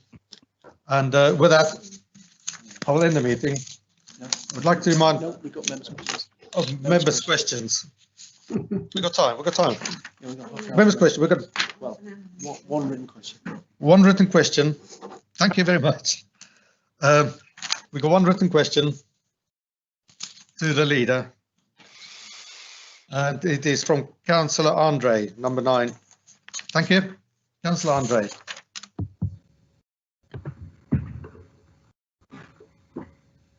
Just waiting to go live. Thank you. You're Okay. Thank you, Chairman. My member's question: at full council on Wednesday, the 21st of November 2018, a resolution was passed in response to a motion brought by myself.